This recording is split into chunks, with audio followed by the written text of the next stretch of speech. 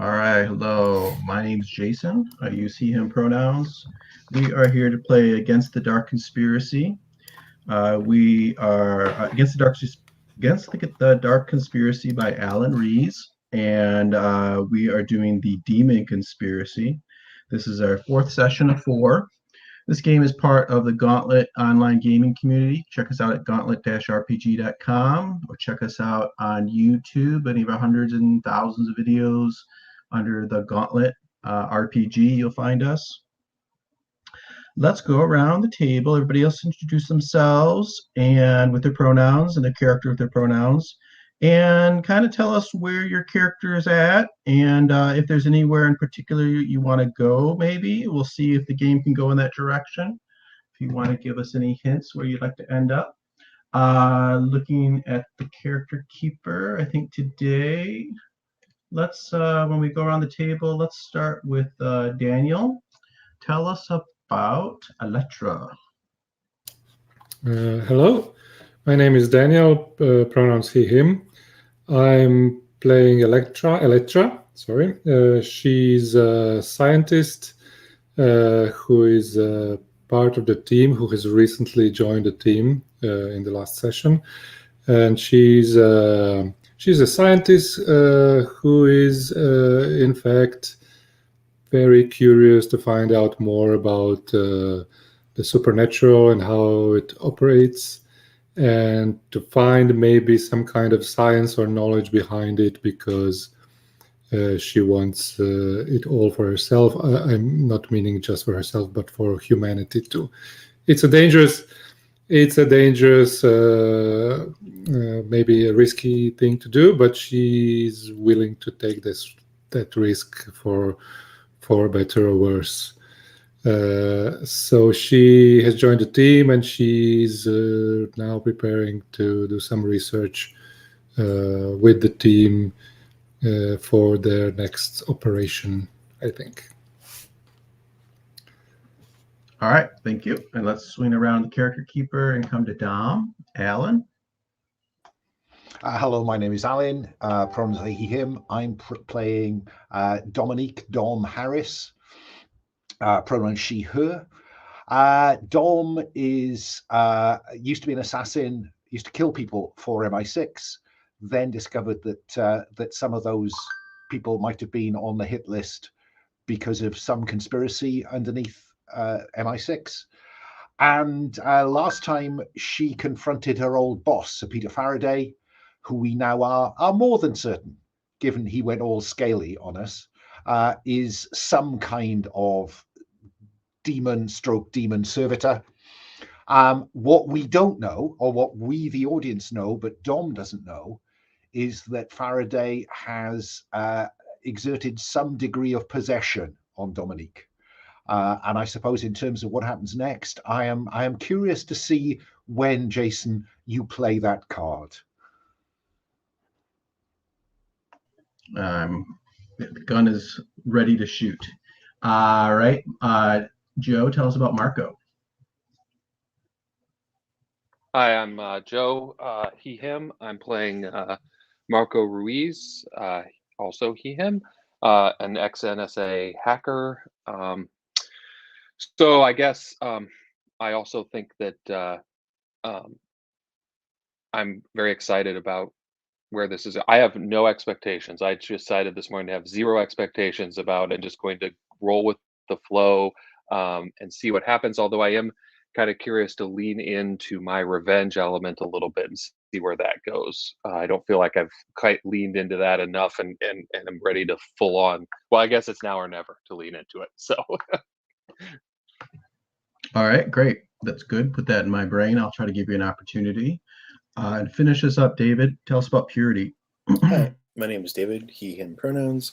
I'm playing Chissy Purity, a former Russian cult cell of a criminal organization who was raised to believe that angels walk among us, and they do, and we have proven it. And I'm going to keep throwing that in your face down. And as far as expectations, the only thing that I'm expecting is some sort of vehicle adventure thing, whether that's in the gates of hell or outside of it, I don't know.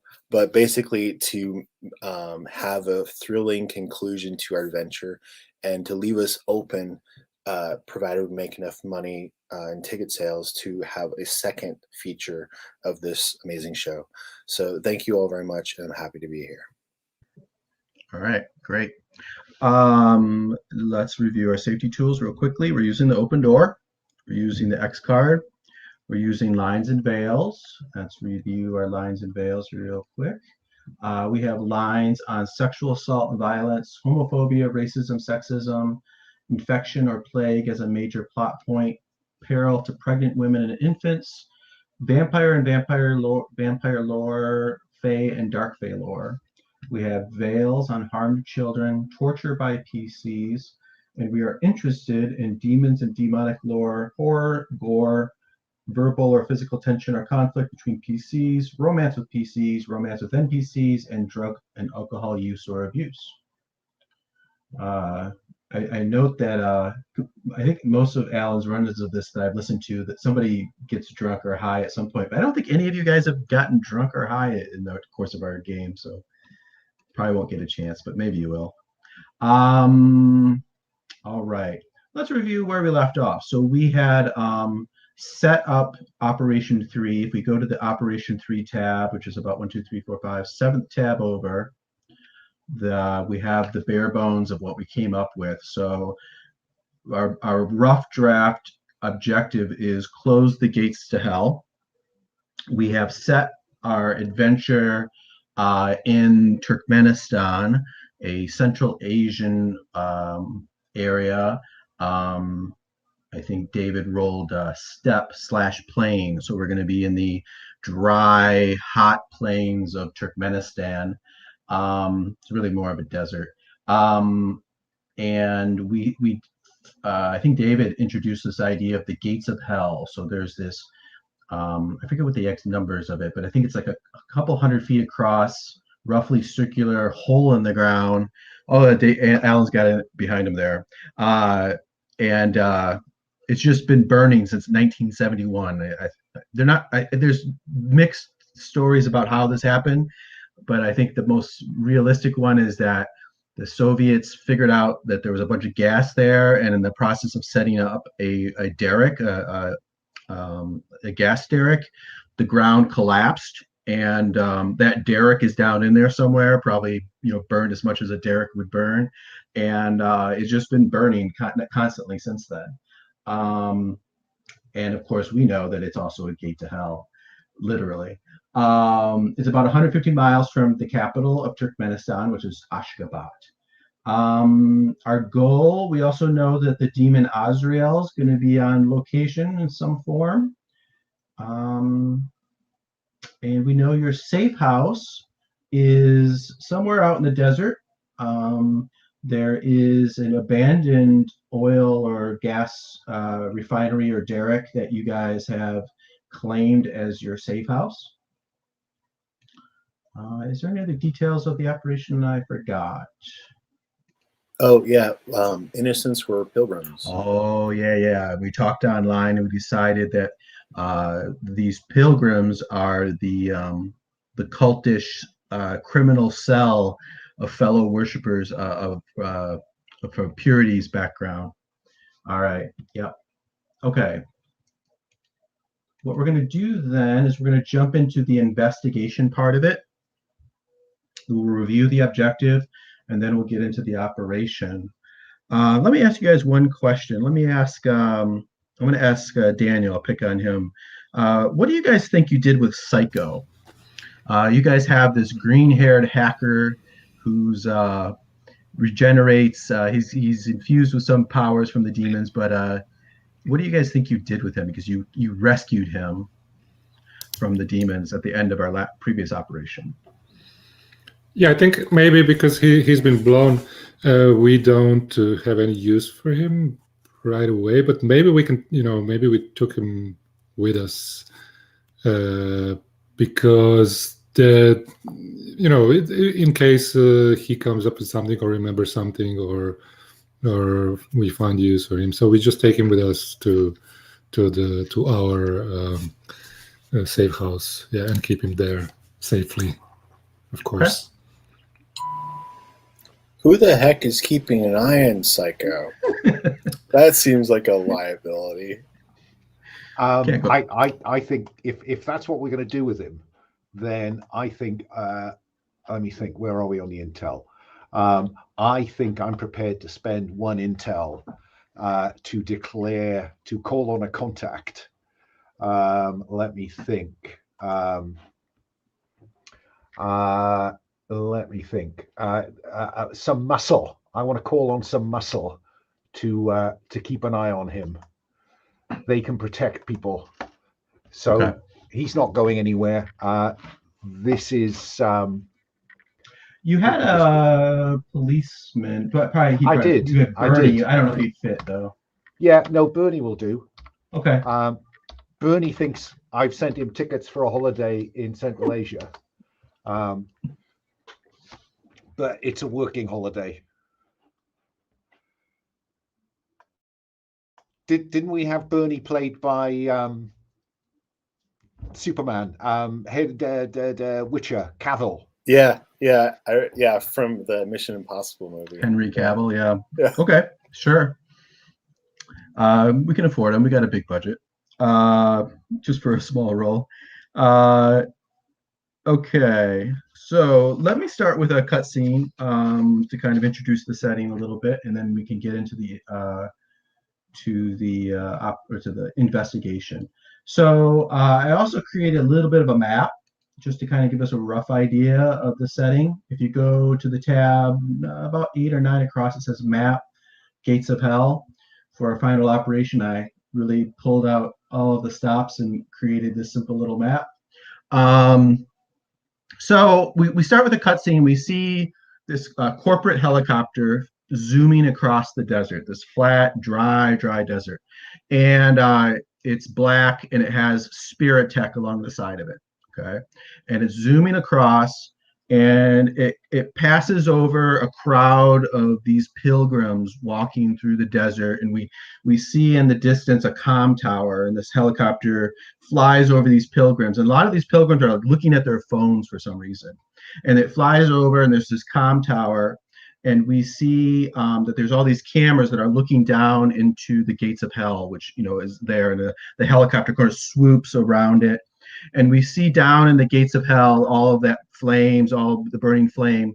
But we see at the middle, the hottest part of the flame, it's bluish white. And it vaguely has the shape of the Michelle Pfeiffer angel. It filters in and out. And this helicopter sets down. There's a helicopter pad that's been built there beside the road that leads there, right up to the gates of hell. And it comes down, it lowers down, and the doors open, and a couple fatigued wearing guys open the door, and out steps, and hopefully he's not watching so I don't get in trouble, Mark Zuckerberg steps out.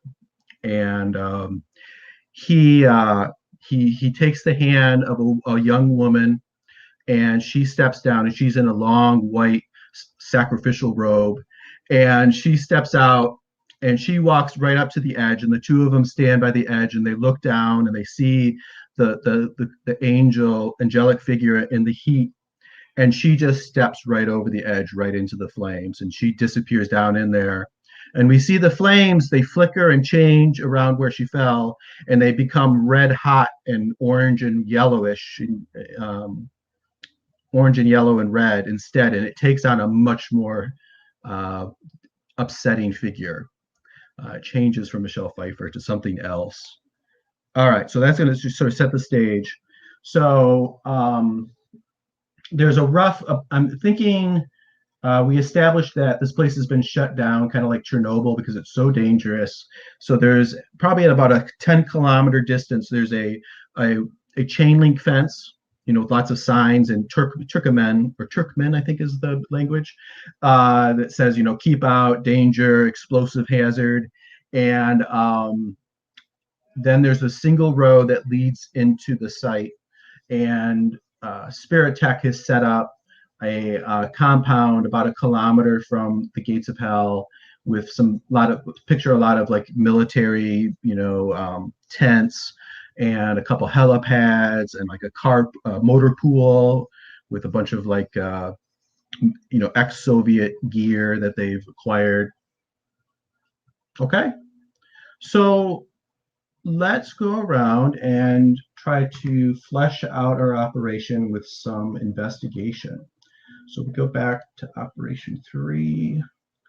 Let's start, as I mentioned, we're going to start with Daniel today. Daniel, do you have any sort of investigatory scene in mind to help get some more information about this place? I'm not sure.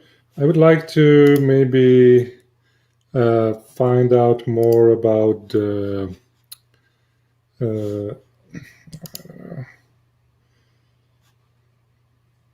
if they're having. I mean, maybe find out more about the tech that they've got there in the compound. Is there a way to? I was operating a drone in the last operation, so maybe there is a way to find out more about the kind of weapons or cars. Maybe do it at night and with some kind of night vision infrared tech. And obviously, I'll have to get closer. I can't just do it like from a military base in the US. But I have to get closer. But I can come closer and then just fly the drone around and find some. Okay, I see you in one of these sort of ex-Soviet Jeeps. I've added one of the picture to people, places, and things. The kind of Jeeps they have. So maybe you have one of these kind of desert Jeeps, and I see you at nighttime sitting beside it with a laptop in front of you and a headset, and you see this drone. It's all green light because it's all night vision, and it's silently moving around trying to get a better feel for this site. So yeah, let's do that. Let's roll investigation. You're using your vehicle. Actually, I gotta open up the. If you go to Lines and Veils, that's where you're gonna find the dice roll. Yeah, I have it. Okay, so I use the gray die and then my expertise good die. Yeah. Yep. Do you do want to use your stress? Yeah, I will use my stress. All right, go ahead and add that in there and roll it up. Okay. There's a 6. There's a 6, but yeah, I mark 1 stress, right? That's right. Okay. Yep. If the highest die is the stress die, your stress goes up by 1. But you get a 6. So on an investigation, you get the basic information. You're going to have 2 questions you can ask. You gain an intel. Give yourself an intel. Mm-hmm. And remember, you guys can use the intel to reduce your stress, to add more details. You'll get a chance you could use it to pick an obstacle, and you can use your intel to define more about our supernaturals. Mm-hmm. But to start with, the basic information. What would you? I think you said something about the technology would be the thing you're most interested in. Okay. Yeah, all the equipment in general, not just the technology, but mostly tech stuff. I'll start with like it's clear that the comm tower is sending out and receiving signals, digital signals, and you kind of follow up on that. You can also see that they have a lot of cameras that are filming, the gates of hell. And it's clear that they are filming this and digitally adding it to this new app. They have the Spirit Tech. Let's see, what would the secret Spirit Tech app be called? Daniel, I'll give that to you. What do you think this might be called? This is like the dark web version of the Spirit Tech app that you shut down last time. What was the original app called? I think we just call it Spirit Tech. The app was called Spirit Tech. Yeah. Okay. The company was Spirit Tech. The lab was Spirit Tech. The app was Spirit Tech. Yeah, let's call it maybe. If someone else has an idea, I'm open to it. But maybe we could call it Soul Tech. Soul Tech. All right. They're not very creative, these demons, but it works.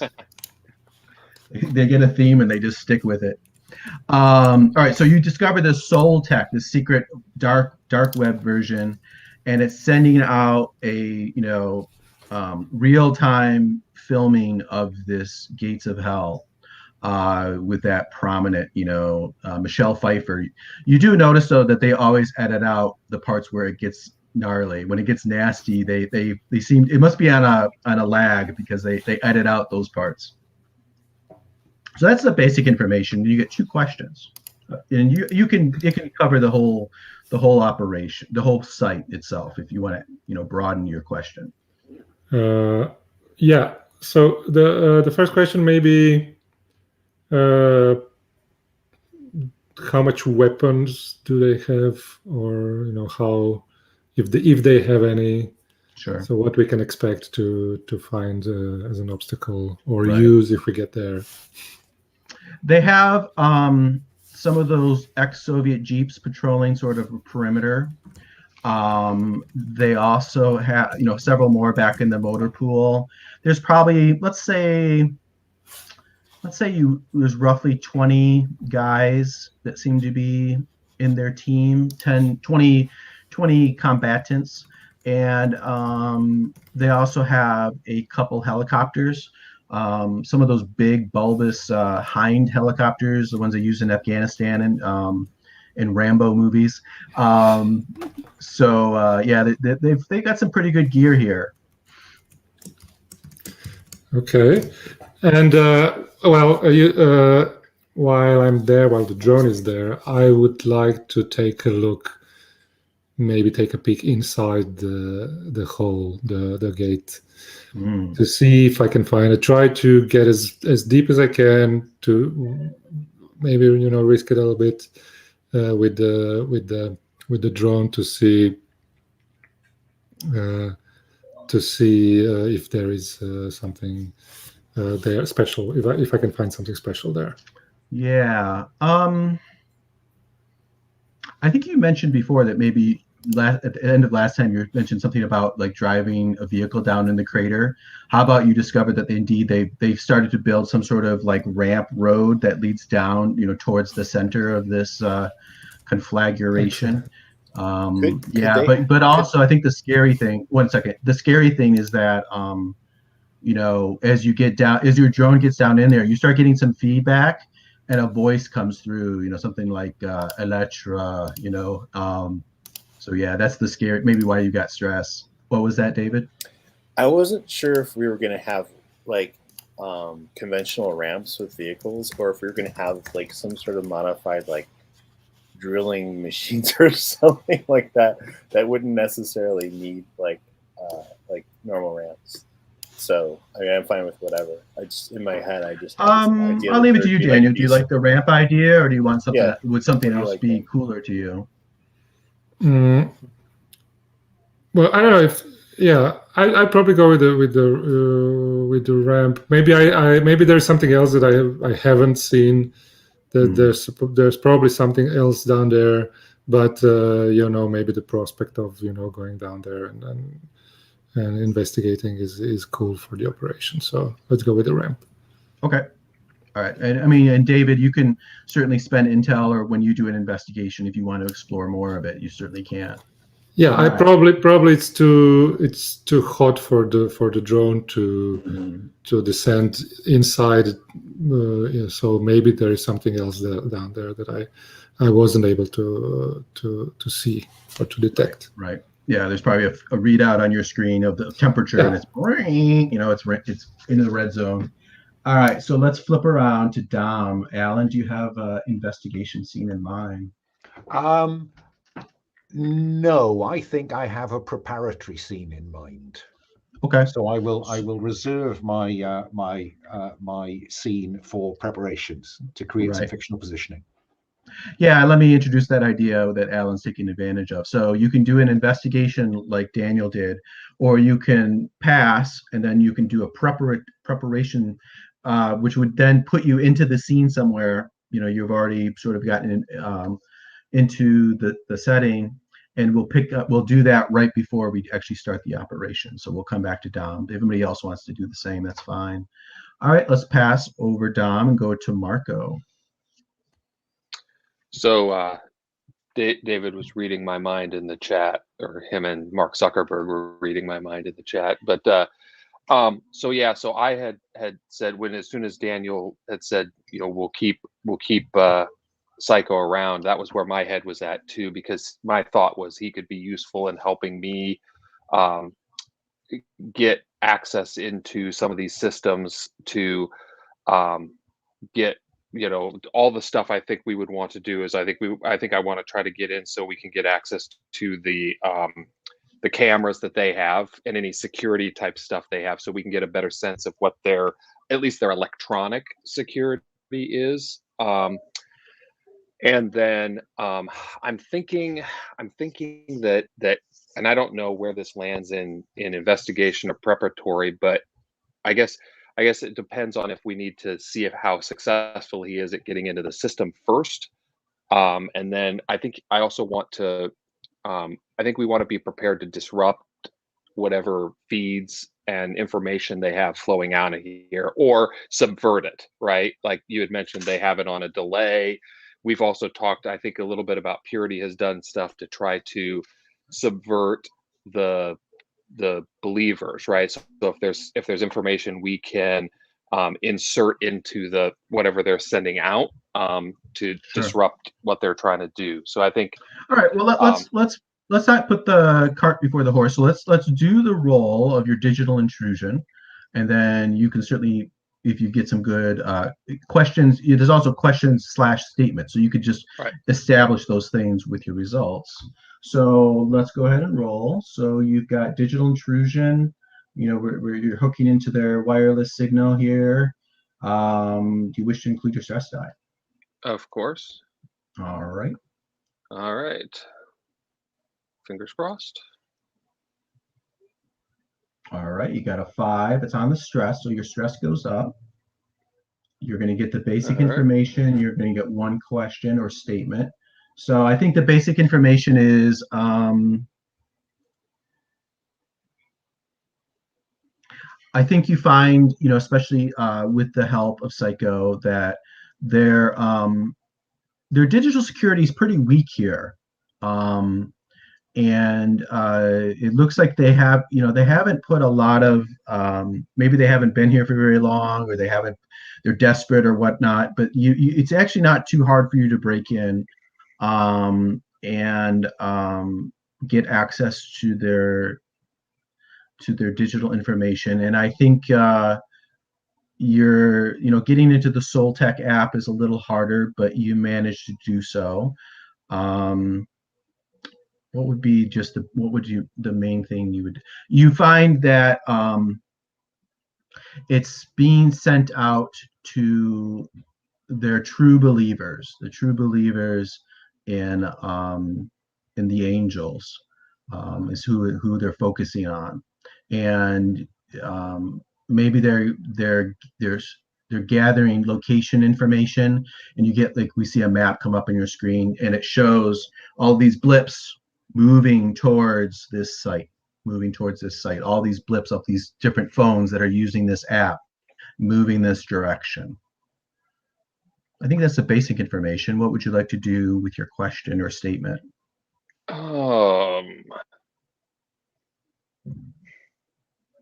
If anybody else has any ideas. Well, you were saying something about, do you want a statement being that you can put in some fraudulent information into the app? I think I want to put something in so that would, Purity had information about the kind of showing that the intent was for some of these people was not, pure or whatever, and or that it was more about just, hey, we're just along for the ride to make money or gain power or whatever. I want to put those sort of things and prepare them. I don't want to send them out, but I want to put them in so that we could trigger that at some point when we decide to when whatever goes down goes down. Okay, perfect. I like it. And I'll make it even better for you, combined with Electra's investigation. I'll say that they also have these large screens that are sort of affixed to the side of this comm tower. So when the time comes, if you want to have it broadcast right there, right on the site itself, you certainly can. All right, great. Let's move on over to Purity. Purity, do you have an investigation or preparatory idea? Let me know if this doesn't work, but I was thinking on our trip, this is maybe like a flashback or something, but on our trip over here from London, which would probably be a few hours, probably been talking, Purity and Electra have been talking about things from the most recent encounter. And I feel like Electra's been bolstering Purity's ideas and thoughts.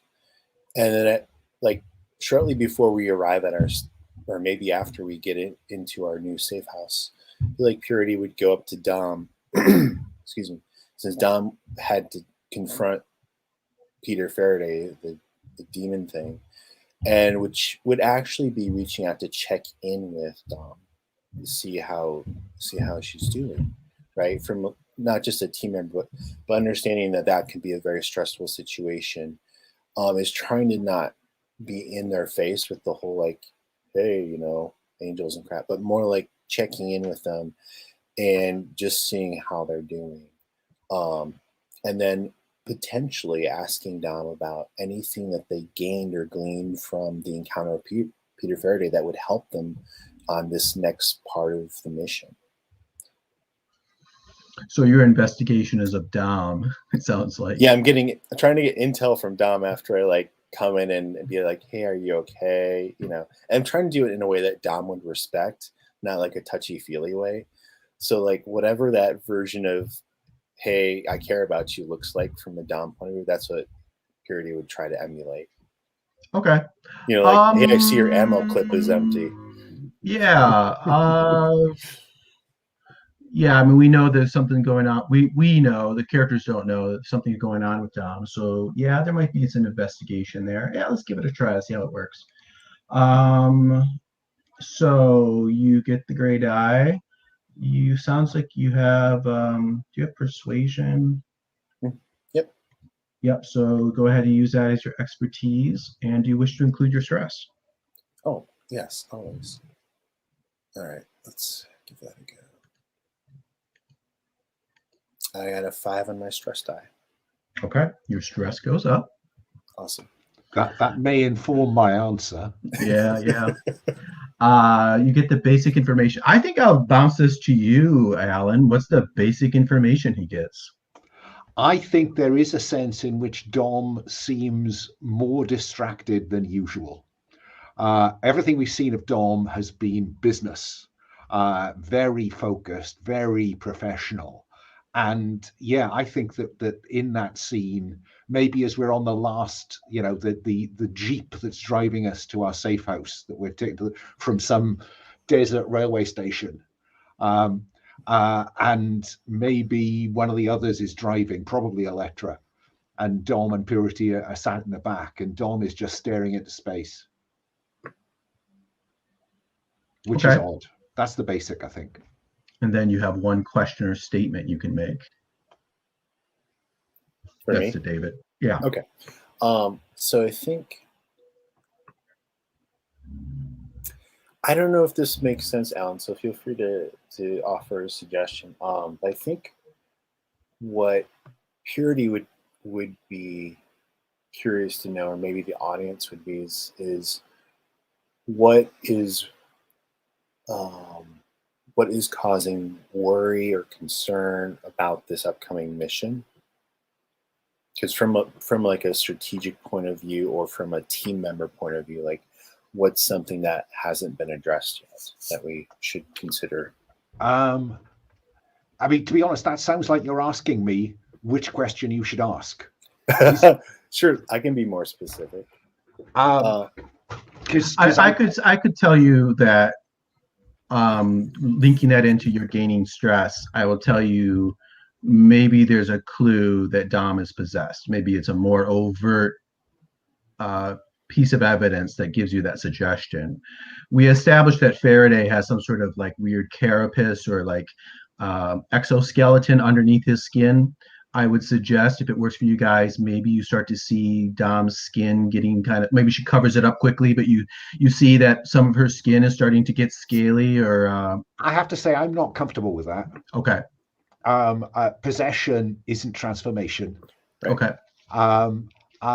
I am happy to have the difficulty is if it is in any way clear that Dom is possessed, then this leads swiftly to a bullet in the head, or at least that's what Dom would do. Right. Mhm. I just think if you go down that route, Yeah. you're going to rather constrain where Dom can go. Okay. Yeah. I was thinking something more like a tactical element of our next leg, like like if there's something we should be prepared to tackle, like like a weapon or something. I agree. I don't feel like knowing. I'll tell you what, how possession is about good. I know Dom is going to be putting herself into the setting somewhere here. Why don't we let Alan establish that, Mhm. and then we'll take your concern as having you be nearby, or be Okay. ready to back her up Yeah. using that question. How's that sound? I mean, Well, let's hear what Dom says, and then if you want to, Yeah. we'll circle back around and see if And there. I think the sensible thing here is reserve that question until my preparatory scene is done, and then I think the die will be cast to an extent. What I think is pushing it a bit is then, given I am intending to insert myself into that compound, I think having Purity ride on the coattails of that is iffy. Okay. Yeah, because that should require Purity to make a roll.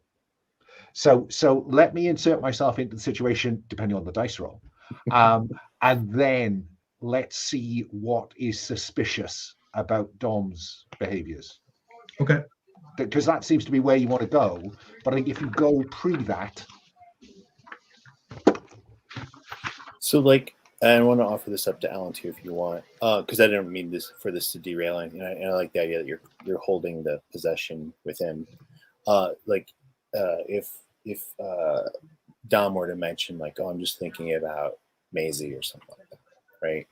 Then Purity would just leave Dom alone, because it would be to Purity more of like a personal matter that they're considering.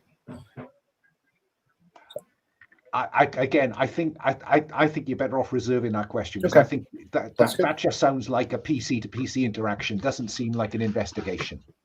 Fair enough. Yep. Doesn't seem, to get you in further into the mission. Okay.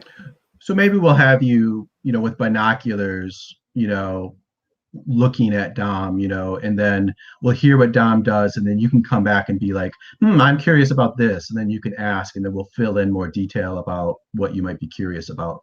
Okay, so let's run with that. So let's go to Dom. How and where do you want to try to fit yourself into the setting here? Okay, the fictional positioning I want here is that my assumption is that there will have been some corrupt Turkmenistan government approval to get all this building done and everything else. So I think I would like to be a health and safety inspector from the government, who is on site and is entirely oblivious to what's going on, thinks that this is just some wonderful opportunity for Turkmenistan to get more publicity with this connection, and so I want to be an officious woman in a hijab, so that identity is to some extent shrouded. That would I think force me to be light loaded, which again suits. And I just want to be officious and just be going from place to place, just flashing my government badge and saying, where does this pipe go? So I'm hoping authority will play. Yeah, I think you're going to need to you're going to need a contact to get the proper papers. Yeah, I'm prepared to do. Earlier I said I spend intel to get burning. I should have spent stress. So I'm going to spend another stress to call on Georgi, who I already have as Good a old Georgi. contact. Yep. He can provide stuff. Or maybe, no, let's have another one. Let's have a more appropriate one, because there will be somewhere down here a forger. Let's call her codename Trickster. Codename Trickster is a forger, and that's where I get the ID badge from. Okay. So you can either grant me a one-off use of disguise with that, or you can just make me an officious bastard. I think we'll just go with your authority. You know, Dom is good at being bossy and authoritative, so let's go ahead and roll. So I think do you wish to use your stress die? I do. All right. I am walking that bleeding edge. Oh my goodness. That's a set of twos. Which means my stress goes up by 1. Uh-oh. All the way to 5. All right, so let's see. On investigation, on a 2, you get the minimum amount of information, and you mark heat due to your clumsy approach. I also am about to put up heat because you've entered the setting. Yeah. So that takes us all the way to fill up capture. I was just reading about what capture means here. Uh-oh. Mm-hmm. Introduce a complication in the form of a threat. Okay.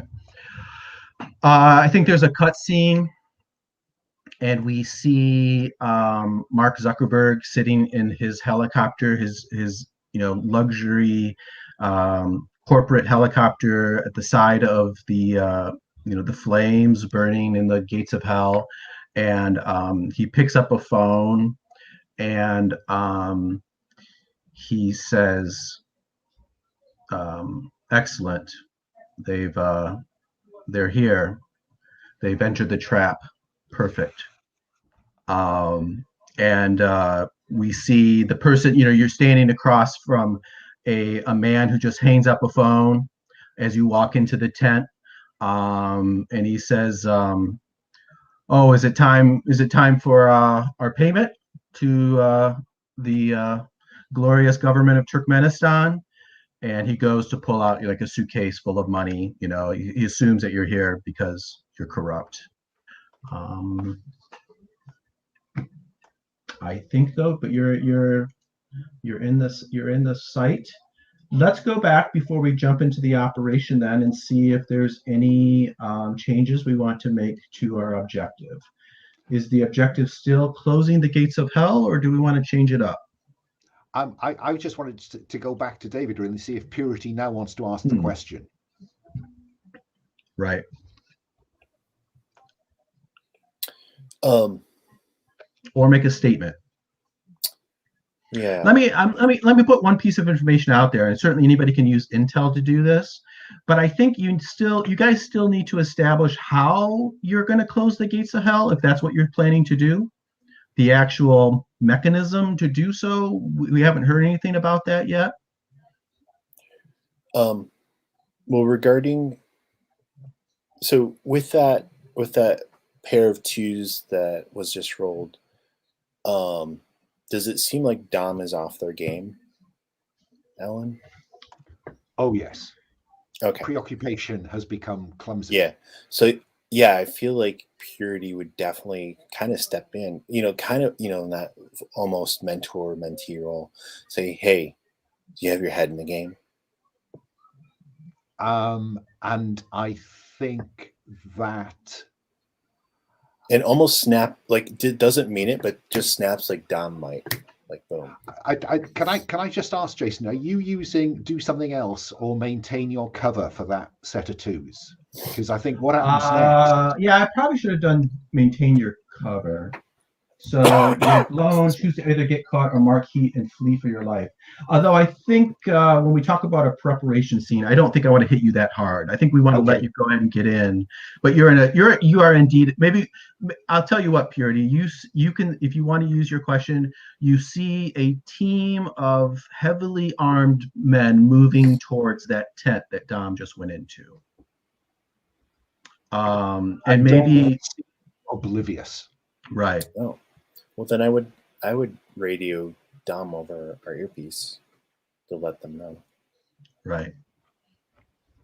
Okay. Let's we'll give Dom a little bit of a better position then with your question. How's that sound? Yeah, that sounds fair. Okay. Okay. Great. So back to that though. Are we still doing closing the gates of hell? Is that our objective? I am wondering how, but yes. I can't think of anything else apart from explosives. I know, like demolition seems like the movie version of this. Yeah. Well, that leads to the next question is, I mean, if anybody wants to spend intel, and that might be a good place to spend an intel to establish that explosives could do this. Can I just say that I noticed Jason has added abandoned missile silo, and inside the missile silo. I did see that.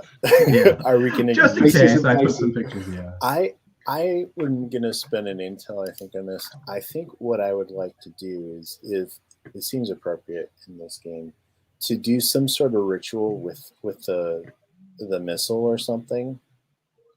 To send like a blessed missile into the crater. Does that seem cool? I'll tell you what. I'll tell you. I'll let you use your intel to have a vision. That the angel in your Michelle Pfeiffer vision, she tells you that the weapons of the old regime can be used to stop this, and you get a vision of this silo. I'm not going to let you just shoot this missile though, but that can establish that this bomb, whatever it might be, could be used to close the gates. How's that? Okay. And we'll say that maybe even you've got your binoculars, and you turn and you see that you're at that site, and you see there's an old Soviet missile silo that's been abandoned. Mm-hmm. And there's a 2-track dirt road that leads from that into the main road. So there's a possibility to get that explosive from there to the gates of hell, maybe. So we'd have to manually transport it, is what you're saying? Exactly. Okay. So, okay. Would I be able to coordinate with Electra, or is that just something for the future to consider? Yeah, and that leads to the next. I mean, you start thinking about where we're going to start. So we have you within a couple kilometers of the gates of hell. We could have Electra there pulling up with a truck, maybe like a flatbed truck or something. Sure. Maybe there's I'll give it to you that there's an old crane there that maybe can lift the nose cone. Maybe we even see Electra, down there starting to get the crane fired up to pull this nose cone out of there and put it on the flatbed truck. Okay. And I was figuring that Purity would conduct some sort of ritual to arm the warhead in a supernatural way. Oh, okay. Well, that won't go wrong. Yeah, well, let's save that for the operation. So yeah. We'll we see you pull a satchel with all kinds of like incense and spell books and stuff out. Okay. And Joe, where do you think we find where's Marco at the start of this operation, you think? Yeah, I'm kind of struggling to. I mean, he generally would be, if you think about, I'm trying to think about his role and where he would, he's not going to be, I don't necessarily think a front line, so, I mean, I kind of see him working from the back so if we've gotten so he's gotten access to some of their security systems, so he can also provide information on, you see in the movies, you got the guy who's jacked in. He's like, okay, turn left, or you've got guards coming up here, because he can see all the stuff that's on the cameras. And what do you guys think about? I mean, maybe we've already established we're gonna haul a nuclear warhead of some sort into this compound here. But another thought I had was, and maybe these two things can work together, is around like if there's all this spiritual energy that's being generated here, right? Like whether it's to open this up, like if somehow my thought was like if the goal would be to like reverse it, so like push it back at the gate, and that might not be another way to to close it, and maybe that can be done in combination with the warhead. I'll just be honest with you, I'm having a little bit of a struggle how we're going to drive a warhead into here, but maybe that's part of a mad dash, balls out scene. It doesn't feel like we'll be able to sneak something like that into here, but that unless we have another thought there. But yeah, so I think he's back monitoring the situation. I think he's feeding information to everybody about what's going on in the compound. Unless somebody else has a better idea of where he would be. And I guess I was going to ask, would he have also seen increased activity or different activity when Dom got blown? Yeah, we'll assume, anything that you've learned from another character, we'll assume you've learned. So I'm picturing Marco on a ridge line, sitting in a Jeep, with the laptop out, hooked up, and looking around. Yeah. And, but not with the others. You're sort of off by yourself, but you've got a Jeep of your own. So you're mobile also, not too far away from the site. So we have Dom inside the compound. We have Purity and Electra getting ready to arm a nuclear missile. And we have Marco on a ridgeline nearby. Does that sound good?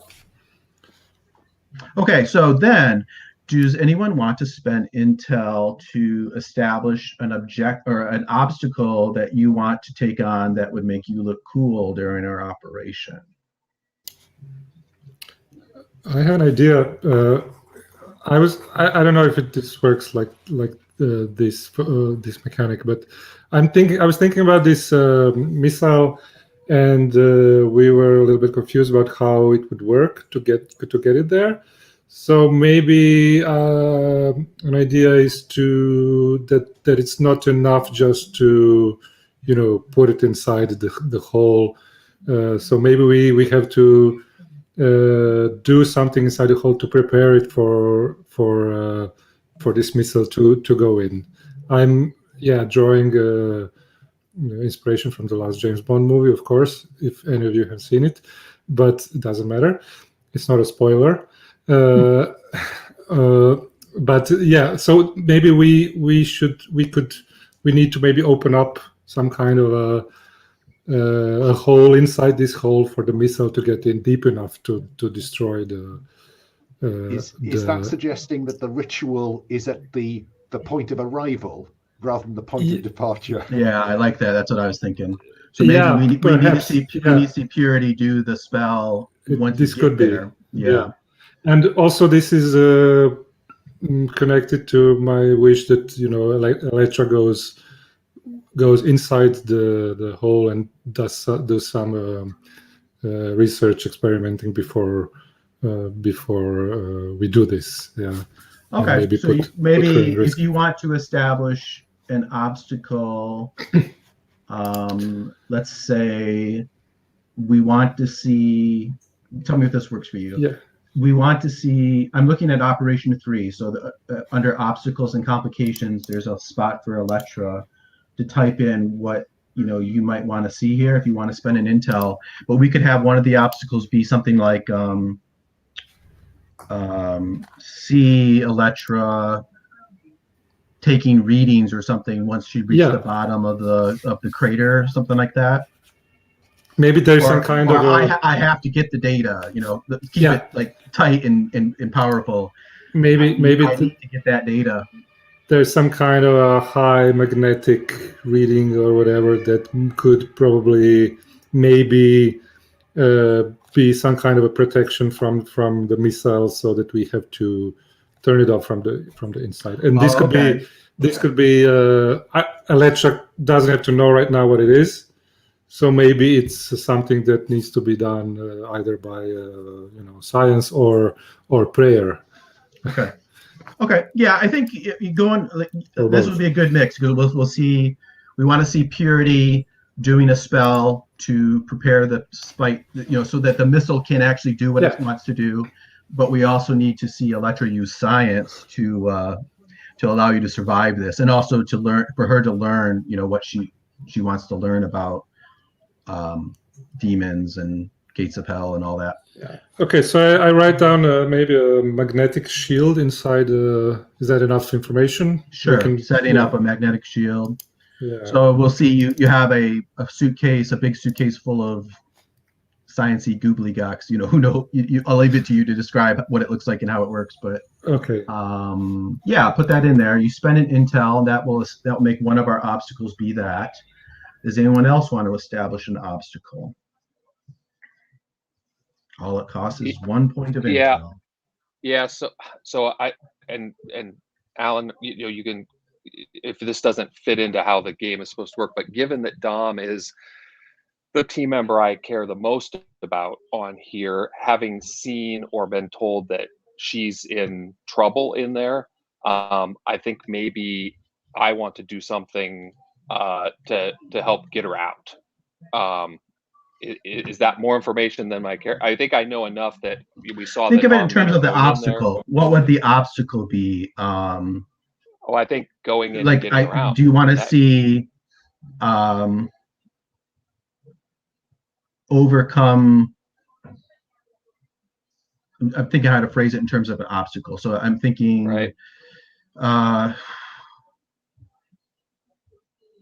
Save Dom in the nick of time, or free Dom from her opponents, or something like that. Think of it. Think about it how you'd phrase it, right? And just scribble that in there. But that sounds totally appropriate. Spend an intel. So that's 2 of our obstacles. I'll tell you since we're in capture. Clear from that, Joe. It's clear from that, Joe, what you want to look cool doing. I think the question is, what are you going to have to overcome to do that? Right. Okay. I mean, am I oversimplifying it when it's like she's heavily guarded by all of these people, and he has to get through all those. He has to do that. Mm-hmm. The only problem with that is that it presupposes that Dom won't escape. Right. Okay. Do you see what I mean? It has to be something that focuses on you doing something. So it has to be something that allows you to get to Dom, but you can't presuppose where Dom might be. Or I could screw up your obstacle by not being where you expect me to be. Well, I'm okay with that, I think, right? I mean, there is something, cinematic about that in its own way. Let me think. Can I just think I'll tell you what. I'll tell you what. Security. I know, because of where you're at in heat, that there's going to be an extra obstacle here that's going to be a great threat. How about saying something like, I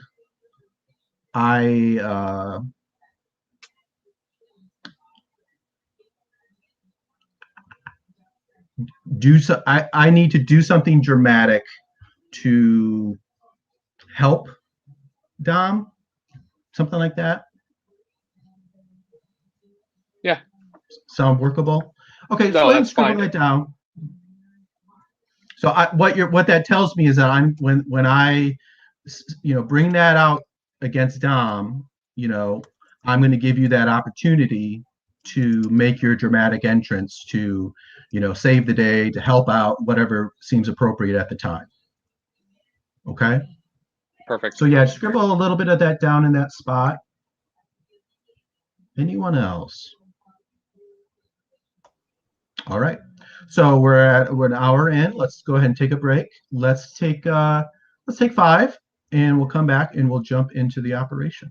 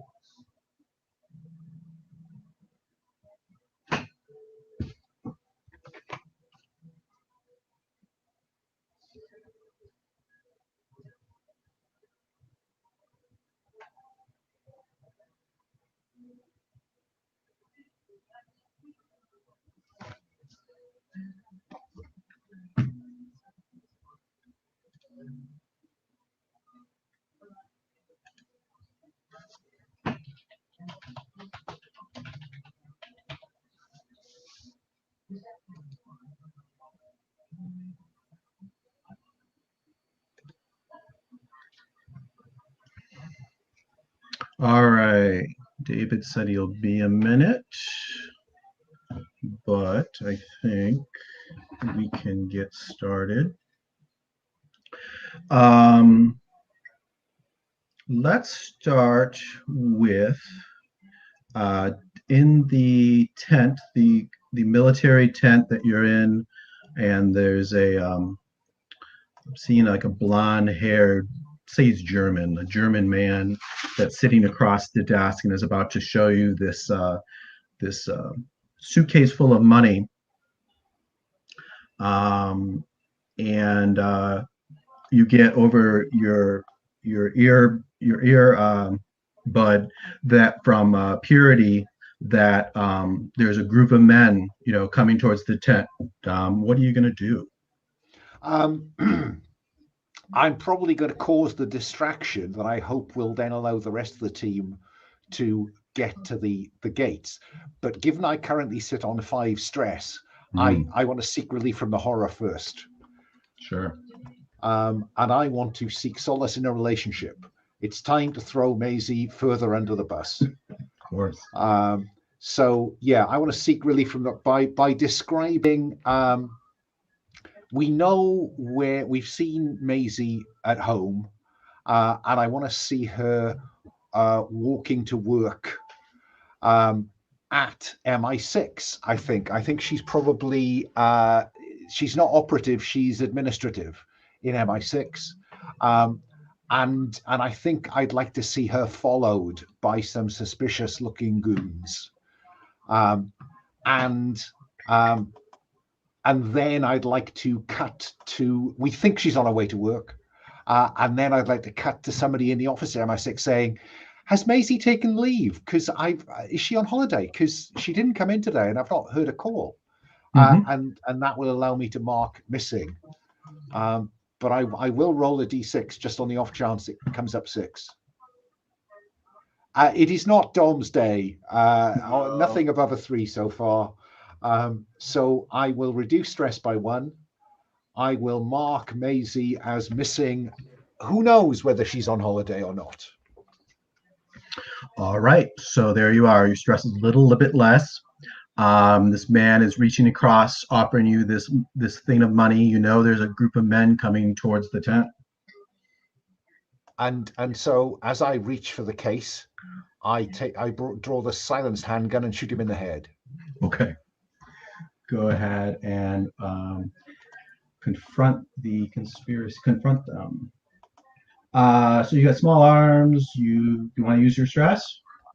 Yeah, and I'm also gonna because I have deadly as well. So I will also put deadly in. Hang on, these are all twos. Sorry, yeah, just hang on. I'm having some trouble with the deadly dice. I don't know why. Is somebody else clicked on the deadly dice? Do we know? Not I. Right. Oh well, I've had to move it somewhere peculiar. Oh my goodness. All right, we'll just do it there. It's fine. Yeah. Okay. So I'll roll all 5 dice. Am I at risk? Yes, you are. I'm going to trigger an obstacle here too. This seems like a good time to do this. We are going to trigger I think it's under pursuit towards the bottom. If in a pursuit at GM's discretion, it's not going to be a snatch squad, but it's going to be the obstacle I get because you guys are in capture. You're going to shoot this guy, but you're going to see that his skin, falls away, or that blood doesn't come out. Maybe some black ichor, depending on the roll, of course. Black ichor comes out as his skin peels away, and this the head, the bulbous eyes of a fly. This is a fly man, black chitinous skin. Wings pop out from his back, and his skin falls away, and you're facing a demon servitor, which I've. This is another example of Dom shooting first, thinking later. Yeah. So you're going to have 1 risk die because it just is. You're going to get another risk die because it's a supernatural, and you're going to get another one because he has great strength. So three risk die. Okay, so I'm rolling 4. He's rolling 3. What could go wrong? Well, that is a 6 on the stress die. The risk die is less though, so you're not going to have to roll an obstacle or what do they call it? A complicated A harmful condition. right? Consequence. Sorry. So you're going to do 2 points of damage. And then does deadly automatically add more damage? No, it just adds the chance of doing more damage. Okay. The extra dice. So you shoot away, and you got a 6, so your stress goes up. So probably the stress is the sight that this is not just a German mercenary, but actually a demon servitor. And the bullets do seem to actually be causing some real damage to this thing, though. You take some good chunks. Slimy ichor starts to pour out of the wounds of this fly man. And just to sort of increase the narrative, it's not really going to be a consequence for you. He swings and he knocks you through the side of the tent, so you go tumbling out into the sand. And Joe, you see this. You see like a fly man come swooping out of this tent after Dom's been knocked out into the desert. What are you going to do? I've been thinking a little bit about this. I have 2 thoughts, and I'd like an opinion on this. So the first thought was that he's going to trigger something that he had laid down in the system. So whether it's have we established, is it day, night? Sounds like day to me. I'm thinking day. Okay. So that then cutting the lights is irrelevant at this. So that's not a me. But like doing so, the first thought is triggering a hack in there that then knocks something out that creates a bigger issue. Given that it's not night, I don't know what that would be. So the other let me make this a little more pointed. This is your opportunity. She's going to need help quickly. Right. So this is then I'm coming in with the Jeep. Okay. So beautiful. I guess our operation starts now. Right. So I hope the rest of you are ready because I'm doing some jumps. Because I'm busting through the gate. So okay. One thing you could do, you could declare a contract if you want to try to get the driving or the vehicles expertise. Maybe you could have a driver with you, or you could just go without an expertise, because I don't think you don't have vehicles. So I'll just go without the expertise. And okay. So I'm going to go ahead. Joe, you do have disguise. True. You want to just have a uniform of one of these soldiers and just pretend to. That's a good idea. I forgot about my disguise thing. So maybe come in a little less hot, but come in. Yeah, I kind of like that.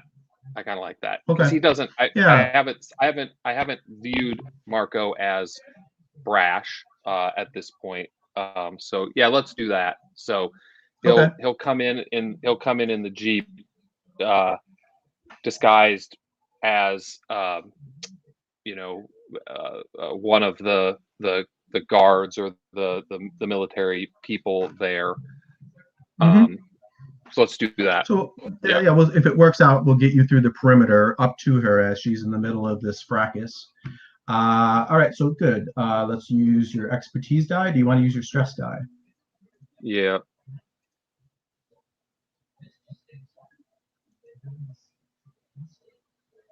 All right, that's a good roll. That's a simple success. So you are going to pull up. We see a quick cutscene of you, being, challenged by someone on the perimeter, and he's like, go on through. You must be one of the new hires. Stay away from that tent over there. The bosses got something going on over there. Don't go that way. And of course, we see you go right over that way. And you pull up, and Dom, gets thrown out of this tent, and maybe we see her, hit up against the side of your Jeep, and the fly man comes out. And let's cut to, a couple kilometers away, And we see Electra has pulled up this nose cone. It's about 3 feet high, about 3 feet across. This nose cone of this old 50-year-old Soviet missile, and it, has brought it over and set it down onto this bed of this truck. Take it from there. I think Purity, you're there too. So what do we see you guys doing next? So I think there's probably a like a chalk circle on the bed of the truck around the cone, and I'm like working inside it with some artifacts and some symbols and things. So I'm like splicing things in there that normally wouldn't allow the warhead to function probably. But like, so we've probably got like I don't know, like probably some woven beads and some other weird talisman type things that I'm hooking in there.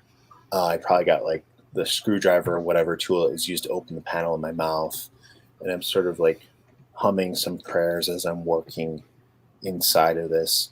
And then at the end, I know that I'm going to have to like shed some blood for this to make it active when it's about ready to go. So I feel like, go ahead. I was going to say, I'm going to put in an obstacle gear check. I'm going to establish that you guys need some codes or something to be able to arm this missile. So I'm going to say you can either do it with a technical roll, but just go in there and fiddle around and try to sort it out yourself, or you can call on a contact that will give you these codes, and at least give you. Well, I'm going to say you have to make a technical roll to arm it. Let's say that. Okay. And you have an opportunity to call on a contact if you want to have somebody have given you, 40-year-old Soviet, missile codes. I don't think I've called on a contact yet, so I'm more than happy to give that a roll. Yeah. Okay. Well, either one. Go ahead, David. Okay. You can do this. All right. So how do we do that again? You go down on your sheet under contacts and pick an expertise. I guess this would probably be, let's see. They can be a fixer, a forger, information broker. Maybe that would be it. Information broker. Yeah, let's do that. So select an information broker and give them a name.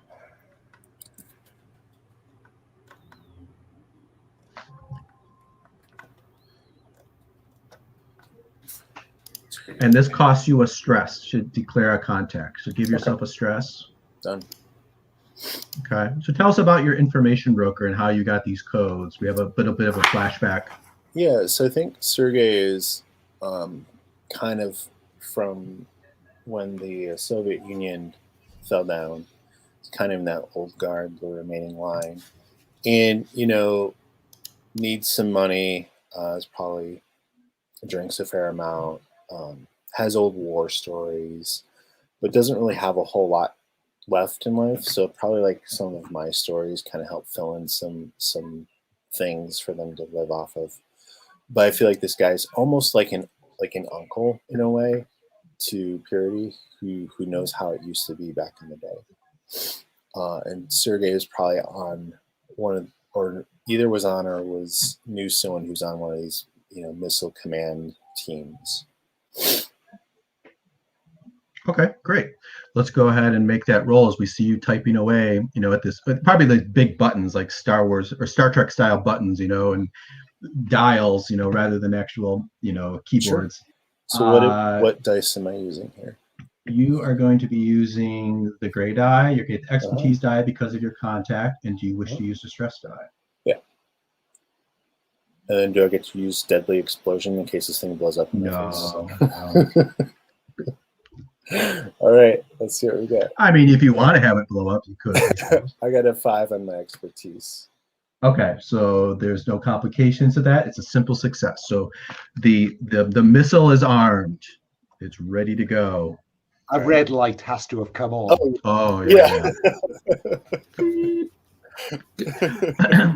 Can we do some modification on the missile so that it doesn't explode right away when we drive it into into the hole. Maybe a timer or yeah. What do you have? Do you want to roll it? Yeah. I don't think you need a roll. I'll give that to you for free. That's Okay, okay. cool. So you just have to. It's very manual though, so you have to push a button. Someone's physically gonna have to push a button on the thing to start a 2-minute timer or something, right? Okay. Yeah. Yeah. A physical. Like turn a dial. You have to turn a dial and then hit a button. Yeah. That's Okay, how my yeah, toaster yeah. works. Clockwork. Yeah. That's great. Yeah, it sounds like a kitchen timer. Tick, tick, tick, tick, tick. Something reset it for running out of time. Perfect. Yeah. All Okay. right, great. So We do that, the missile is ready. Do we see you guys start to drive, or what's next? Do you think, Daniel? Yeah, I think we put the missile in on the back of the truck and double check everything. And is it our cue that we go there, or we just? I mean, we get to get closer. So And I think we let have Jason worry about that. I would Yeah, have us you know have that Yeah. things are kicking off back in the base. Dom has got herself into trouble again. Tom, we're gonna have a talking. I'm gonna have a tarp over this thing in the back. I'm gonna be back there with it. I don't think we're just gonna ride in there with this exposed cone. Sure. okay. Okay. Yeah, I'm driving the truck, and we talk about what we saw inside the hole, and how we have to double check the magnetic shield before we. I don't know if that we do that before or after we turn on the timer, but we'll see when we get there. It's right. Yeah. Yeah. Okay. So you pull out onto this dirt track and you start to, zip along through, I've seen some ridges, some dunes, and you're driving at speed. Of course, from behind, you go zooming by, and 2 of these Jeeps pull out and start to pursue you, coming after you. What are you going to do? They're catching up to you. That's you, Electra. You're muted. Sorry. We have a. Yeah, I'm picking up on the speed, but maybe try to change direction a little bit to try to. I don't think there's anywhere to lose them because it's all flat, I guess. Right. But yeah, I don't know. This is a really heavy cargo. So you want to just be like using the bulk of your truck to try to like force them off the road or push them off a convenient cliff. Yeah. Maybe find some kind of a slope where I can wait for them a little bit to come close and then just push them off or something like that, one by one. Great. So I've added another obstacle incoming. So they have a heavy machine gun on the back of at least one of these. Okay. So let's go ahead and go to the dice.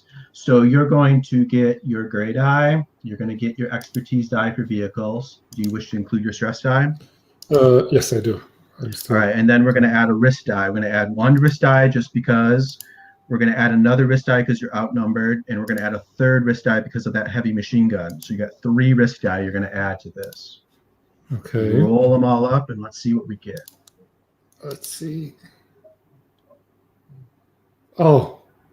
So you get a 6 on the stress. You got a 6 on the consequence. So you're going to add a point of stress. Okay. Add an intel because of the 6. You're going to get an extra benefit, and you're also going to have to roll a consequence. I would be happy, you're going to take out 1 truck for free, because of a success. You could use the extra benefit to take out the other truck if you want, or you could do something else with your benefit. What do you think? Maybe Purity has an idea what we could do. I mean, maybe if we are doing all that together. If you have an idea, David, what we can do with the other consequence, with the other consequence for us or for for us for the extra benefit. For the extra benefit, yeah. The benefit that we get. Yeah. So what if The only other thing, like I can't think of one. I'm stumped, like, because there's these two trucks, right? Yeah. And they've got a machine gun. Unless they like run into each other or something like that. Yeah, maybe we can do that. Yeah. Yeah, To I have was them. trying not to overcomplicate things because this is Okay. this is your Yeah, I think, expertise. like I said, if you want to use the you're benefit right. to just take out both trucks rather than one, that sounds Yeah, good. So, but that's a good idea. Yeah, maybe have them run into each other and crash. Yeah, maybe and we then we use can- like the environment to kind of Yeah. force Yeah. them to crash. Yeah. Sure. So I wait for one of them to come on the left side and the other on the right side, and when they try to, bump into me, then I suddenly brake. Yeah, brakes. brake and then hit the brakes, and then they explode, crash of right in course. front of us and explode. Instead and then of, I love this. Instead of a jet fight, we have this old truck fight. Yeah, and then we drive through that fire with our with our warhead. With our warhead. Totally not risky. No. But yeah, we get away with it. Well, let's see about the risk. So now you have to roll a consequence. So Okay. How do I do that? You are going to roll a single die. I just have to decide what level of challenge this would be. Let's say there's a leader in one of these trucks. So you're going to roll a single 6-sided die, and you're going to add 2. Okay. You want to roll high. Okay, so I roll just one die, yeah? Yeah. Probably a gray die would be a good one. Basic. A 2. I rolled a 2. Add 2. That's actually just enough to avoid anything real bad. So if you look under confront them, under harmful consequences, you were lucky this time. It hurts, but you'll live. So maybe the worst of it is, we see Purity go kind of flying, hits into the cab of your truck when you hit those brakes real hard. It gets a bump on his head, but nothing too serious, right? Let's cut back. It's a war. Right. Don't hit the button. Okay, so that's good. You're well on your way then towards the gates of hell. Let's cut back to outside the tent. So now the team of, let's say, 3 burly men have come around the corner with pistols, and they start firing at you as this fly demon is confronting the 2 of you. What is the plan, Dom? Well, first of all, let's firmly put Maisie under the bus, shall we? Because I am on 5 stress. So I would like to, secretly from the horror, and I would like to describe Maisie. What's left for me to describe? Yeah, I am going to cut back to her friends in the office saying, "Has Maisie called you?" And then, cut back to the street where a nondescript black van, white van, is seen pulling up next to Maisie, and a bunch of guys just drag her into the back. So now she is taken. Right. All right. And I'll roll a d6, hoping it comes up as 6. It's a 1. Of course it's a 1. Of course it's a 1. Alan, am I right in remembering that when your anchor is taken, your max stress drops down to 5? It does. So I am now still only 1 below breaking. I'm going to. So Dom is not going to do anything at all, Joe. Just so you know. You feel a strong compulsion to take your pistol and shoot Joe in the head. You hear that calm, dignified, cultured voice of Peter Cushing saying to you, "It's time, Dom. It's time to." You mean Marco? To come in from the cold, Dom. No, to turn and shoot Joe. Then I am Marco, sorry. I am going to have to secretly from the horror again, by revealing some of my background with Marco to try to get enough stress headroom to resist this. So I am going to describe my recollection of a time I saved Marco, and I think this is another joint op. Do you remember when you got stuck in that Jeep and you panicked? Well, I'm now remembering how Dom leapt from a building, and shot 3 people and drove the Jeep away, saving Marco's life. And I will roll the dice to see what, if any, consequences come out of this. Be sure to reduce your stress first. Oh yeah, well remembered. Thank you. Oh, of course it's less than 3, but at least I've got some stress headroom now. What'd you get? Where are the rest of you keeping those 6s? That's what I want to know. What'd you get? A 2? I got a 2. Okay. So 1 to 3. Say why you feel bad about the event you're remembering. You cannot use your expertise until stress goes up again. Or I could add my anchor, but my anchor is already up to her neck. I have no anchor place to go. So I will instead, the distraction of Peter Faraday appearing in my head has, I have no expertise to call on until stress goes up again. Right. So I am just standing there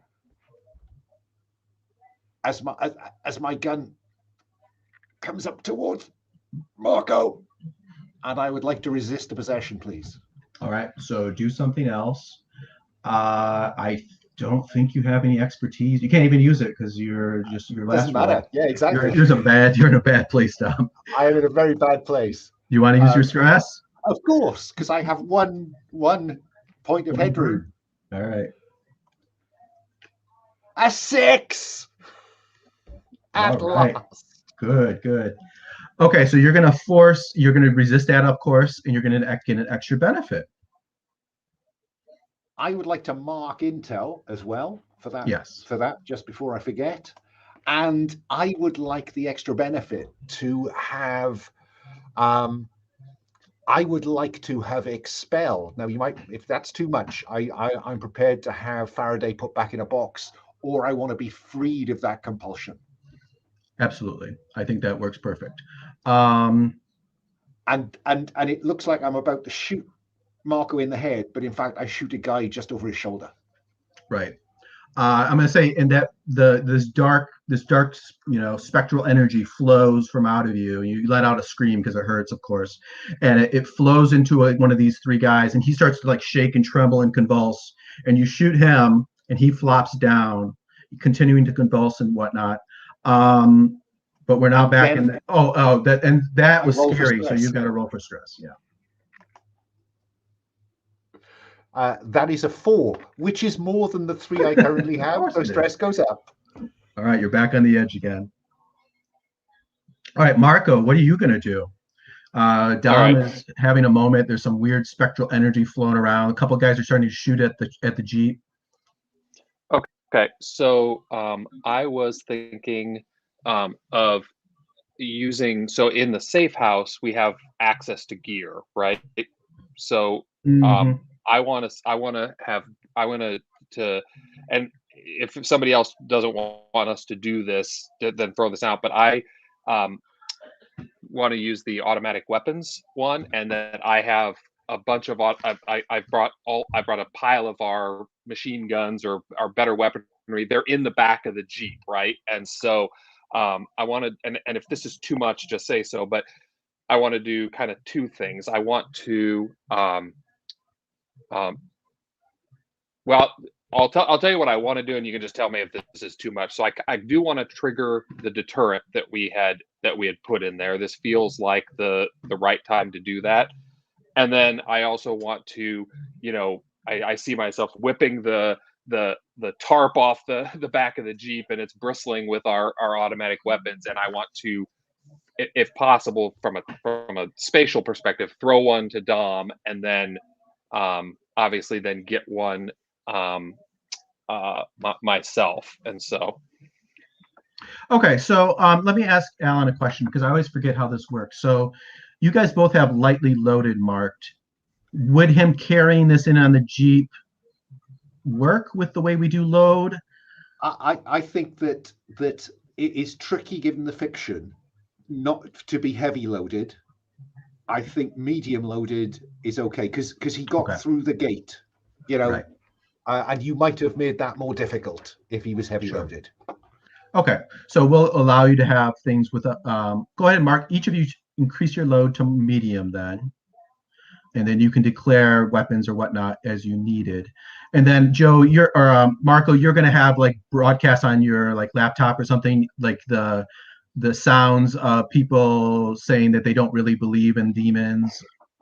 Is that what is that the deterrent that you're so I think we would hitting the deterrent, because it's been planted in their system, so it would do two things. It would come up on the big screens that they have in the compound, right? So, or around the thing, and then it would also be, whatever. So it's going to go out whatever their broadcast sort of, so that if it's broadcasting to the app or whatever, plus out on the screens. And my hope is not as much to stop it. It's really more at this exact moment. It's really more to create that distraction, right? Like to put them into a bit, to kind of unsettle the group. So if that distracts the guards a little bit, because they see this, but it gives us an opportunity to recollect ourselves and then take the next step. Sure. So. Okay, so we start to hear, broadcasts, at high volume all over the area, all over this base, all over the actual site, which is like a kilometer away. All of these, like I think it was Alley Crawley and all of the other members of these cells, these demon cells, a series of these cuts of them saying, yeah, it's all a bunch of bullshit. I don't believe in any of that. I just here, to meet people, to make money. So we'll take that into account as we move forward. And I think what happens, the guards themselves they're like, what, huh, what's this? But they're not really going to be supernaturally affected by this, because they're humans. So they're still there. They're still firing upon you. There's just a couple of them though. So you hit the button, you do that. I don't think there's really needs to be a roll. It sounds like you were reaching for a weapon of some sort though. You want to open fire on these guys, Marco? Yeah, so, yep. So go ahead and choose a weapon.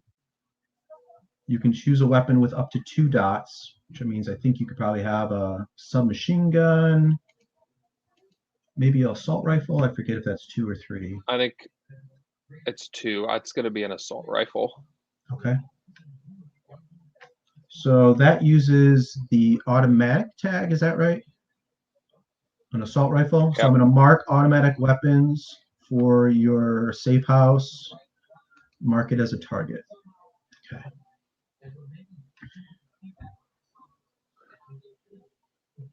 All righty. So what am I rolling? Yes, you are. You're using small arms. You get expertise, and do you wish to include your stress? It does feel stressful. And does then this you're going count to have as small arms as an assault? Yeah. You're going to use 2 risk die. One for just you're being fired at, and another one because, well, no, I guess you're not outnumbered. You have Dom here, so just one risk die. All right. So that's 4 total die. The stress, yes. Okay. All righty.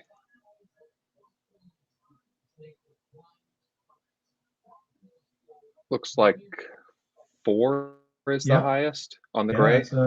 Okay, so that's a simple success. With an automatic weapon, I'm going to go ahead and allow you to take out both of these guys. So you take out the 2 guys. The 3rd guy on the ground stops convulsing as his body explodes, and a fly demon comes out of his body. And it takes off immediately. The noise, the deterrent is going to affect this and drive it away, at least for now. You're left there, at least momentarily, the 2 of you by yourself. Of course, alarms start going off too. All kinds of chaos is kicking in. We maybe one of those Hind helicopters starts to lift up off the ground in the background. Let's leave you 2 there. Let's check back in with the truck. Electra, you guys come out into the flat. You're maybe just 2 kilometers, a kilometer or 2 away from, off to the side, off to your right is the camp, and straight ahead is the gates of hell. And you're going across this flat, hard caked, desert sand in this truck. Yeah, we're going for it. I think we just, we get ready, Purity. We are going for it. It's now or never. Mm-hmm. Yes, our target is visible under the straps on the cone. Okay, I think it's let's have just a drive roll to see if you can stay ahead of that hind helicopter that's coming at you, trying to cut you off. Okay. So I think this is we won't have a risk die yet, but go ahead and do your gray die. I do want to expertise see die. I do want to see a minigun beginning to kind of just spin up. Yeah, those damn helicopters again. Okay, so I have expertise, and I use my stress die again. I think I have 3 stress, so that's okay for now. All right, that's a 6. Yeah, you're the opposite of Dom. You're getting all the good rolls. 6 is on your stress, so your stress will go up. Stress goes up. Yeah. All right, but you're going to successfully outrun this helicopter. What's your added benefit? My added benefit. Let me read the rule. Just make sure I'm reading this right. I think I would call this do something else. You get an intel also. Yeah, you get an extra benefit. Okay. Get an intel and then an added benefit. Okay. Yeah. So maybe can we maybe I don't know if this is too cinematic, but if the helicopters goes very close, and there is a lot of dust going behind us, so maybe we can incapacitate it in a certain way so that it gets maybe not, it doesn't crash really, but it's they get behind because there's a lot of dust going inside there, and it becomes damaged a little bit. Yeah, so right. I think that sounds good. So all this dust is popping up. The Hinds thinks it's approaching you, but gets caught in the dust. It goes zooming past, and the Hind helicopters are famous for have incredibly wide turning radius. So it starts to sort of like coming around, but it's going to take it quite a while. So at least in our story, it's going to be out of action for a while. That's great. Yeah. However, the fly demon that just landed on the back of the truck is not bothered by the dust. Purity, an 8-foot fly demon has just landed, behind you as you're grasped onto this, onto the nose cone. What do you want to do? I think Purity would. Oh gosh, I see this going 2 ways.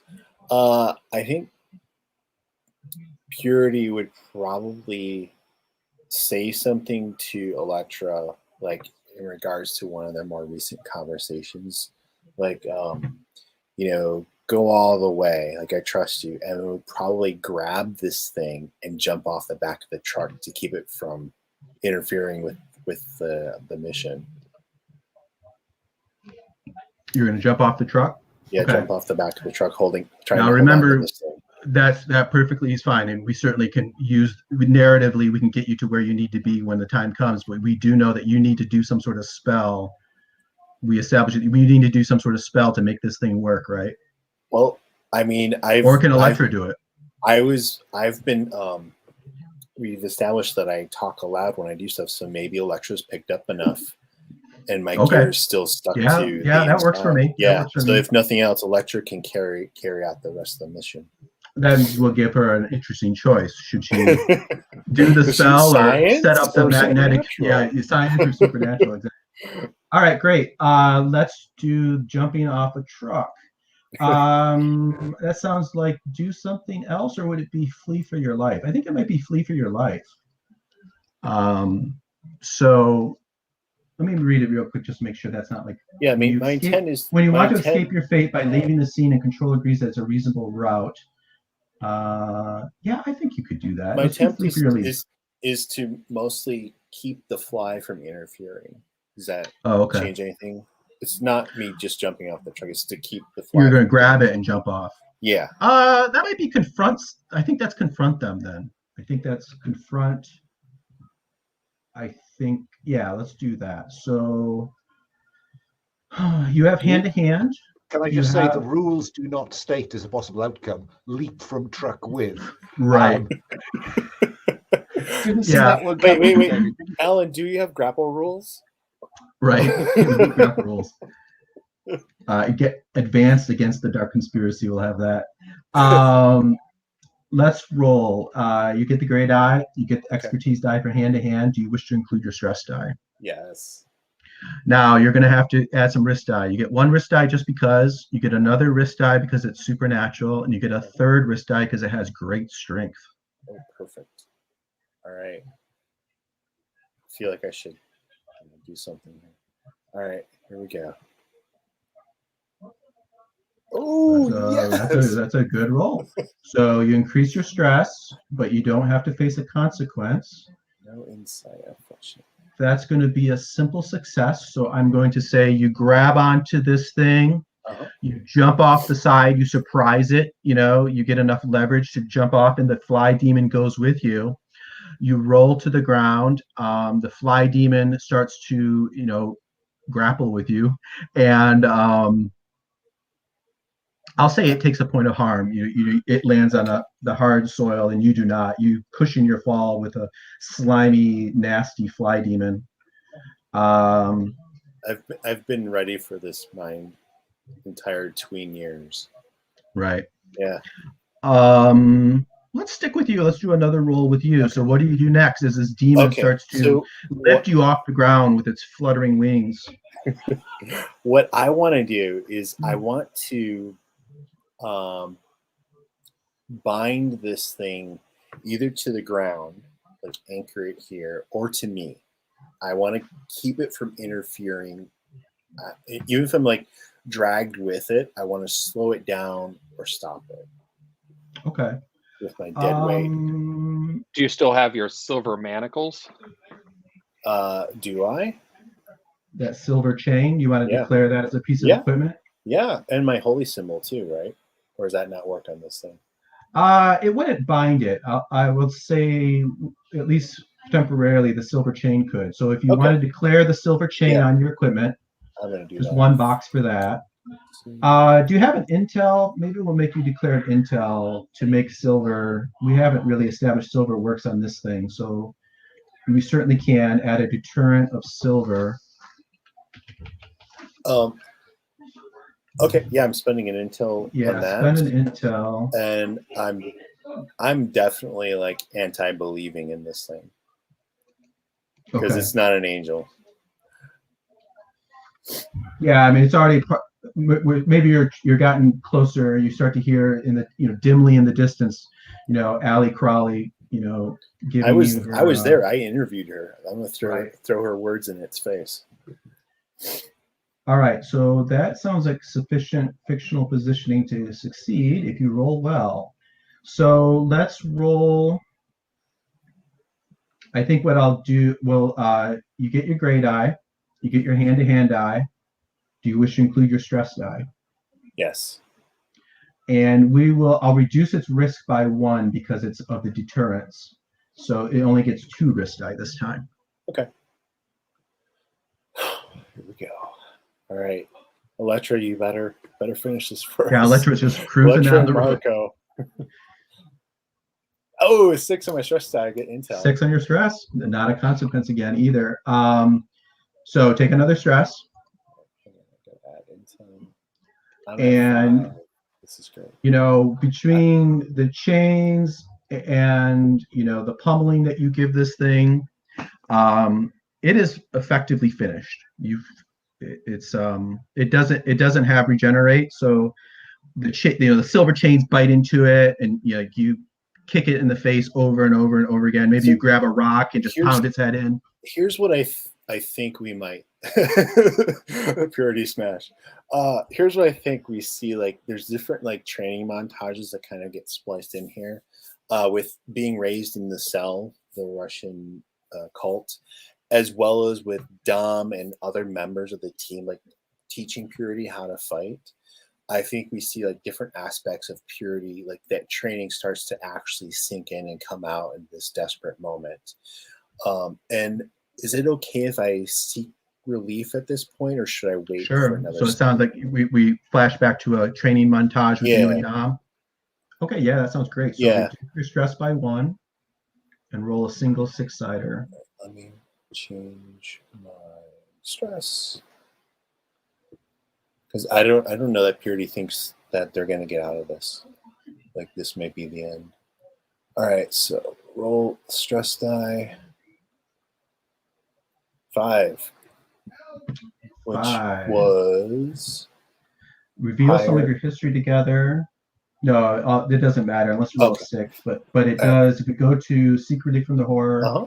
you're revealing some of your history together. On a 4 plus, the other operator describes a different version of the event. They say what they are hurt by, and they roll for stress. Or you can choose to add something about your anchor to this recollection, and you'll mark your anchor. I'm going to do my anchor. Okay. So tell So it. I think Yeah. So I feel like let me look at my anchor just to remind me for a moment here of Jacques. I put a picture of Jacques. Robert Patterson is cameoing in here too. Perfect.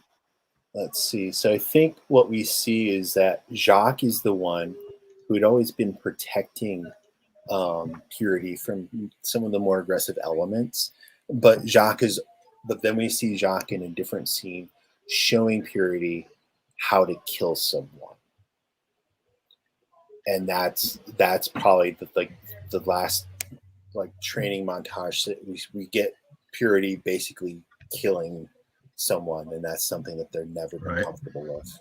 And then we come back to the present and smashing the head in of this fly. Okay, great. Mark Jacques as taken. And I'll narrate. That's a good place for me.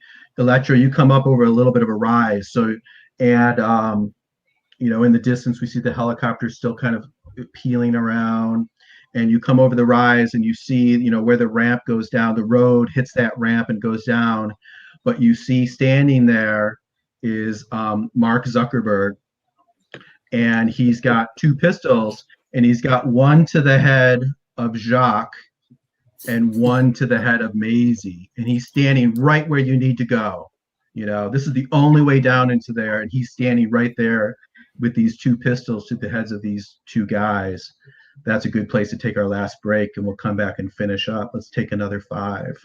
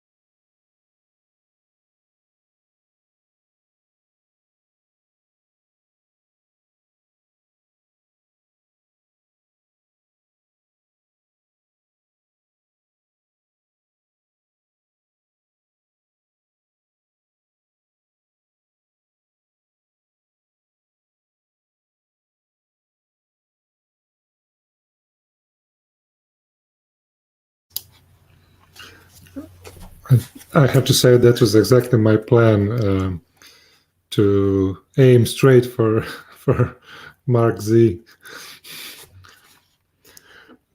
So yeah, we'll see about that. Or for legal reasons, the demon pretending to be. Of course. There's a careful distinction there. Yeah. That will be clarified in the closing titles. No Mark Z's were harmed in the making of this fiction. All right, everyone's back. Marco, where do we find you and Dom? Or I don't know if you guys separated or not, but let's start with you. Marco, where do we find you? A few minutes have passed, whatever narratively convenient amount of time has passed to put you where you want to be. So I think if that hadn't been established earlier, I would have tossed one of the weapons to Dom, so she's also more weaponed up than before. And then let me look at that. I think so. What's going on with those guys? We know they're supposed to be, en route. I'm trying to think. And remember, anything that we've seen with the other characters, you know about it. They've they've let you know. Okay. I guess, yeah, if we have our little comms and all that sort of stuff. So I think maybe we have a moment where Marco and Dom find out that I know this is I don't know. I'm thinking we have to figure out. I'm not sure. We have to figure out what we do next, right? I mean, if we've just found out that they have those two captive, I think there's a scene or a moment where Dom and Marco are okay, what's our plan B? Or I'm not tied to either of those two individuals, so I'm thinking in terms of, oh well, shit. What do we do now? Trying to think, if he can't make it with the warhead, Dom says. Yeah, I do think I want to bounce it to Dom, because I think how I react is going to be contingent on what Dom wants to do, because she has more skin in the game than I do with Maisie. So. I mean, it seems to me that Marco turns up in the Jeep, throws me the gun. We've got a bit of leeway. I leap into the truck, into the Jeep, and my initial plan is we need to cause as much havoc here as possible in order to keep any of the kind of security off Electra and Purity's backs, and then over the comms, I hear from Electra that Maisie and forgotten his name, Jack, are currently held hostage, and I jerk the wheel as I'm sat beside Marco, and we spin towards the crater. And because I really want to have a car chase here, I want to play we flee for our lives against they chase us down. I want to see if we can get away from the security from the compound and get to the crater, or whether we're stuck with them. Sounds reasonable. So let's drive like the wind, Marco. So you're looking for flee for your life. You think that would be the one? When you want to escape your fate by leaving the scene. So yeah, going from that scene to arrive in this other scene, having shipping off pursuit. Yeah, that sounds good. So let's roll it up. I think does he have to declare, let's see. Oh, you didn't use drive before. So I think it sounds like Marco's driving. So I think this is going to be your role, Marco, but you don't have expertise. So you're going to roll the gray die. Do you want to include your stress die? Yes, of course. And I think fictionally we see lots of people running around shooting at you. So let's add some risk die. Let's add 1 risk die just because. Let's add another one because you're outnumbered. So 2 risk die. All righty. Let's see what happens. Oh, you can't miss these rolls. You got a 6 on your stress, also on a consequence, though. So you flee for your life. You succeed brilliantly. Control will agree with you what extra benefit you get. You mark and tell. Add a stress because of your 6 on your stress die. What extra benefit would you guys like to get out of this?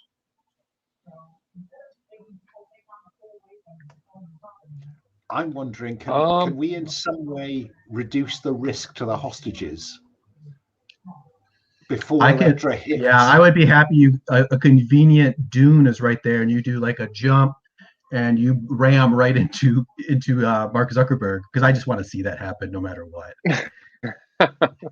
So yeah, I'm happy with you. Can I just say, I think that probably our priority is rescuing the hostages. I don't want to take the Zucker smash away from Electra, because Electra is set up for that. Yeah, that's a good point. Yeah, but you can do that. It's okay. I can have other plans. I got something in mind for Electra, so don't worry about that. So yeah, that you want to go with that, Joe? Does that work for you? You want to smash Zuckerberg into the gates of hell? Yeah, I'm all for it. It's not really, we can't be responsible for the platform, what it's doing, right? So there's no harm to no. Okay. There's no need for disclaimers. You are going to where I got lost. Okay, you got to roll your consequence though. So under confront them, under harmful consequences, we'll just say you're being chased by nameless, faceless goons. So you're going to roll a d6 and add 3. Okay. For your consequence. All right, I'll just pick that gray die. Okay. Luckily, though, against nameless goons, you can never really get hurt that badly. You were lucky. It hurts, but you'll live. Okay. All right. So, Electra, you hit the brakes, and this big truck, screeches to a halt, and all of a sudden, this Jeep comes flying through the air and rams into Mark Zuckerberg, sends him, into the fire, and Maisie probably, Dom, I'm happy if Maisie jumps into your arms or something, if as you come out of the Jeep. At the risk of damseling her, I think that as we nudge Zuckerberg in, I think I'd like both the hostages to have a chance to get in the back of the Jeep. Jump in the Jeep. Rather than being rescued, I want to leave that. Right. They get in. Well, Maisie does so. Or maybe we distract Zuckerberg and they push him in. That absolutely de-damsels them. Absolutely. So you come over and bump into him, and he's teetering, and Maisie just pushes him in. But Jacques turns away the other way, and he starts walking towards the edge. Electra, you're the only one nearby to do something. Looks like Jacques is going to fall into the gates of hell. Okay. He's right at the edge. And I'm how far am I from the? Conveniently, just a few meters. Okay. I'm still inside the truck, right? Right. So I can just try to. I don't have any better idea. They just try to get out and grab him. Mm-hmm. And while I'm doing this, I want to have a look inside the hole to see what this shield is all about. Okay. Let's do saving him. If you get a 6, we'll give you an extra benefit. So I think you're gonna roll the gray die. Expertise. Do you have anything that might fit here? Well, not really. If I'm saving him, no. Authority. Probably not. You know what? I might give you insight. You quickly, with your quick wits, you recognize that Jacques is in some sort of throes of religious passion, and that you anticipated that this might happen. So you've already halfway there by the time this all happens. So I'll be happy to give that to you. Okay. And I will Stress use the die. stress die again. Let's not forget that. In Purity, remember, you can only go to 5 because Jacques has been captured. And I have a 6. You have a 6. He's not captured any lot. Ignore what I just said. You get a 6. Your stress doesn't go up. Nothing better than that roll right there. So you're going to save Jacques, and you're going to get an extra benefit, and you get an intel also. Okay. So my idea was to have a little bit of reading with my science equipment. Maybe I can do this quickly enough. That's the extra benefit. Mhm.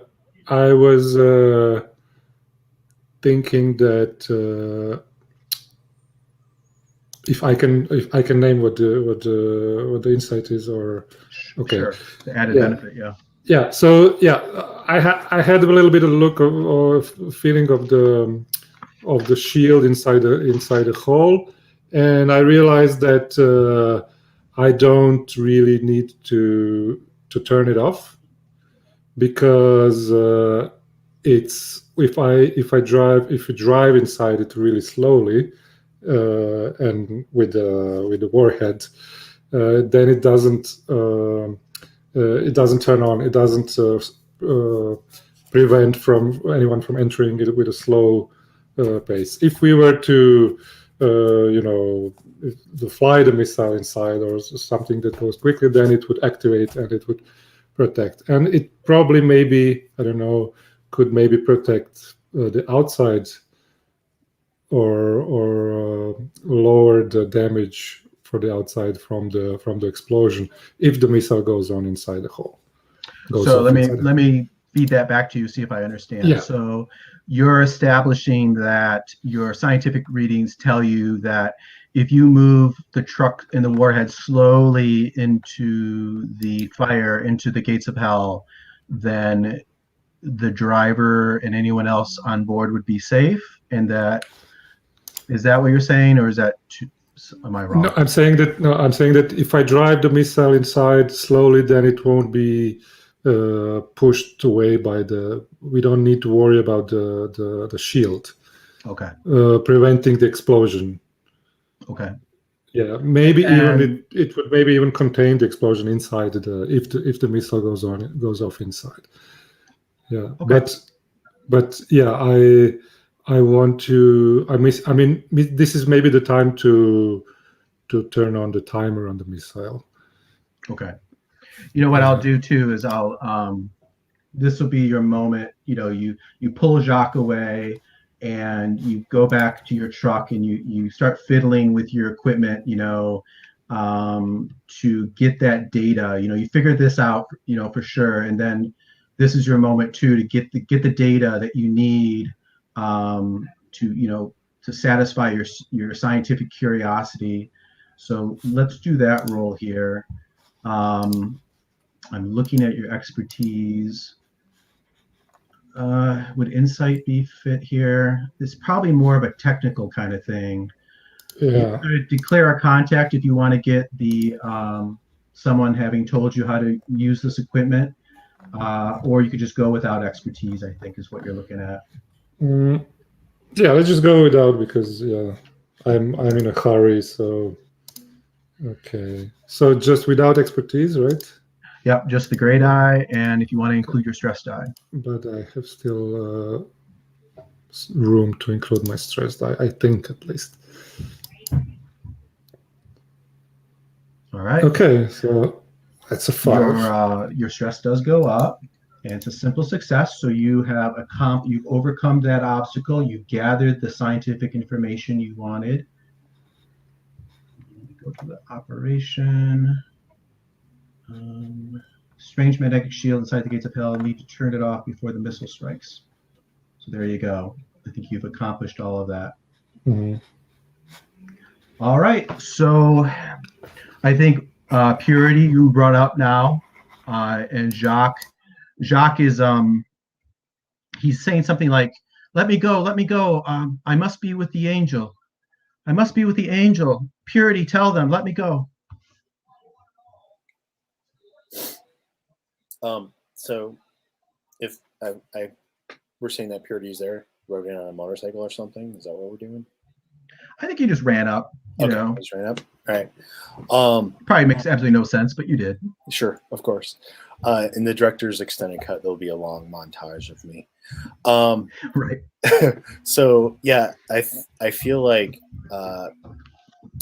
Purity would run over to Jacques and pull him to the side and say, "I have seen the angel, and it lives within all of us." And I would attempt to connect that insight that I had when I was in that church to Jacques, so Jacques could witness what I witnessed. Okay. I don't. I think if anything, if you want, you could have this be a secretly from the horror. If you seek advice or comfort, if you seek advice of a mentor, no, maybe not that one. Seek solace in a relationship. Sure. So if you maybe tell us how Jacques is comforted by this, and then we'll maybe roll that. Right. Okay. So like, I don't know if Go ahead, There's a Alan. You have an risk. idea? Yeah, go There ahead. is a risk that he could be taken again. Oh, that's true. Yeah, because it Just to goes be- right. It just goes to up put that on again. the Yeah, table. that's true. Let me rewind then. Let's have it be use. Let's have it kind of calm him then. Let's have it be persuasion. Let's just make a roll with Okay. persuasion. All right. So So this will be do something else. Do you wish to include your stress? yes, to the end of my days. All right. I think stress is one of the coolest things in this dice pool. All right. Yeah, it's fun. All right. Let's go for it. I got a 5 All on my right, go that's back. great. Simple success. So you go ahead and tell me what do we see that shows that Jacques is calmed and you know Yeah. that So you have this beautiful moment together. yeah. So I feel like I'm kind of like praying, like we're in this sort of prayer with our heads touching, and I'm evoking like the words, the nature of that Michelle Pfeiffer angel that we set free. And I don't know, you can decide if Jock actually believed in this stuff or not, but maybe like there's a piece of that angel that he connects with or observes in some way that even if he doesn't believe completely, maybe like gives him a glimpse of what it could be. Right. And he smiles and he hugs you and he points over your shoulder and he says, the angel, and rising up from the gates of hell, 20 feet high, 20 feet wide, is the angelic figure of Michelle Pfeiffer in flowing, blue and white robes, of flame or of some sort of, angelic energy. And all of you turn and see it, but as you look, it changes, and it changes into the demon lord Azrael. And I think the mention in the Quran or Islamic text is that it's got a tongue and an eye for every human on earth. So that tells you a little bit of what you're looking at here. There's a picture in there I put in there, but imagine this horrific, Cthulhu almost looking demon. And it rises up, and there's waves of heat coming off of it, emanating towards all of you. And there's this wave of fear also. So I'm going to add a couple powers for our demon here. The demon Azrael, the demon lord, has,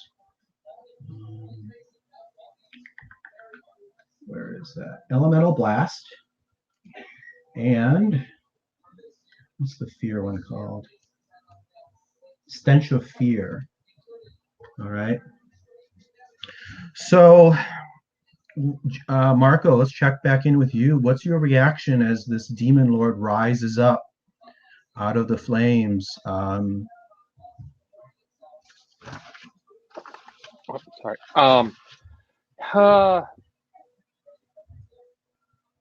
I think this is kind of a giant oh shit moment. Like I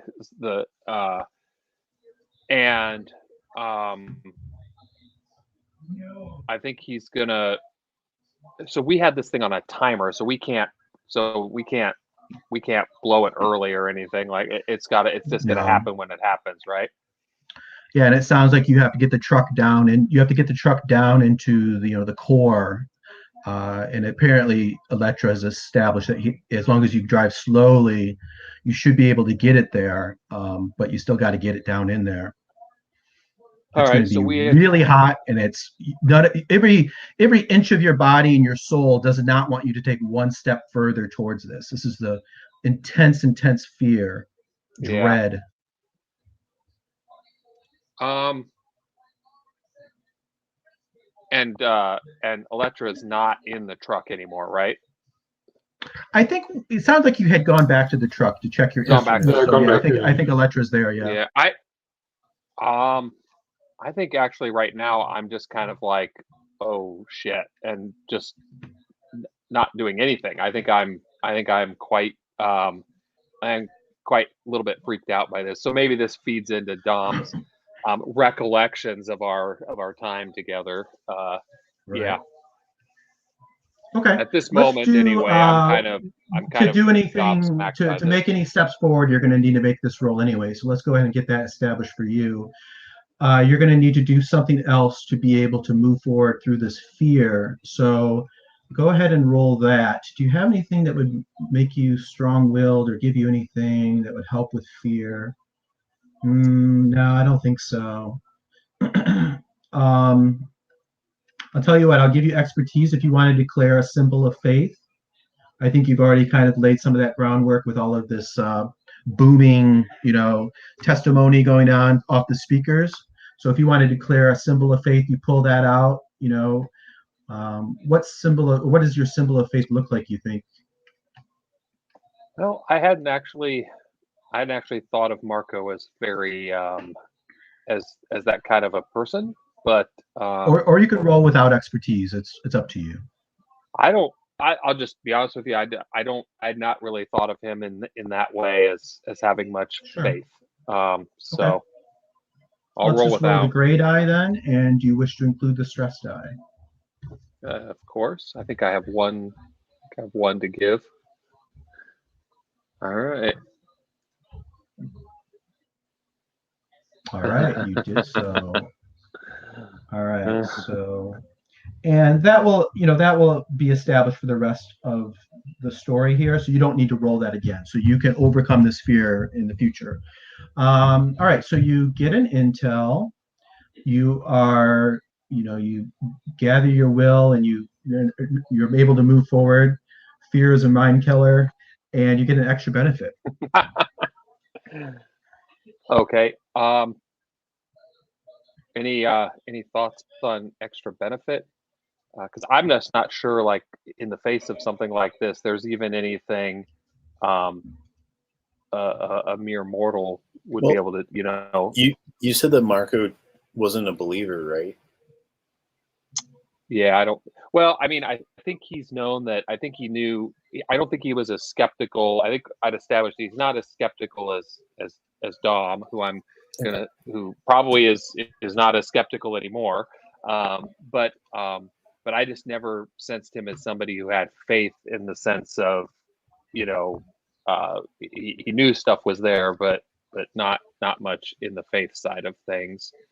I'm open to if the rest of the team has an idea on what the benefit would be.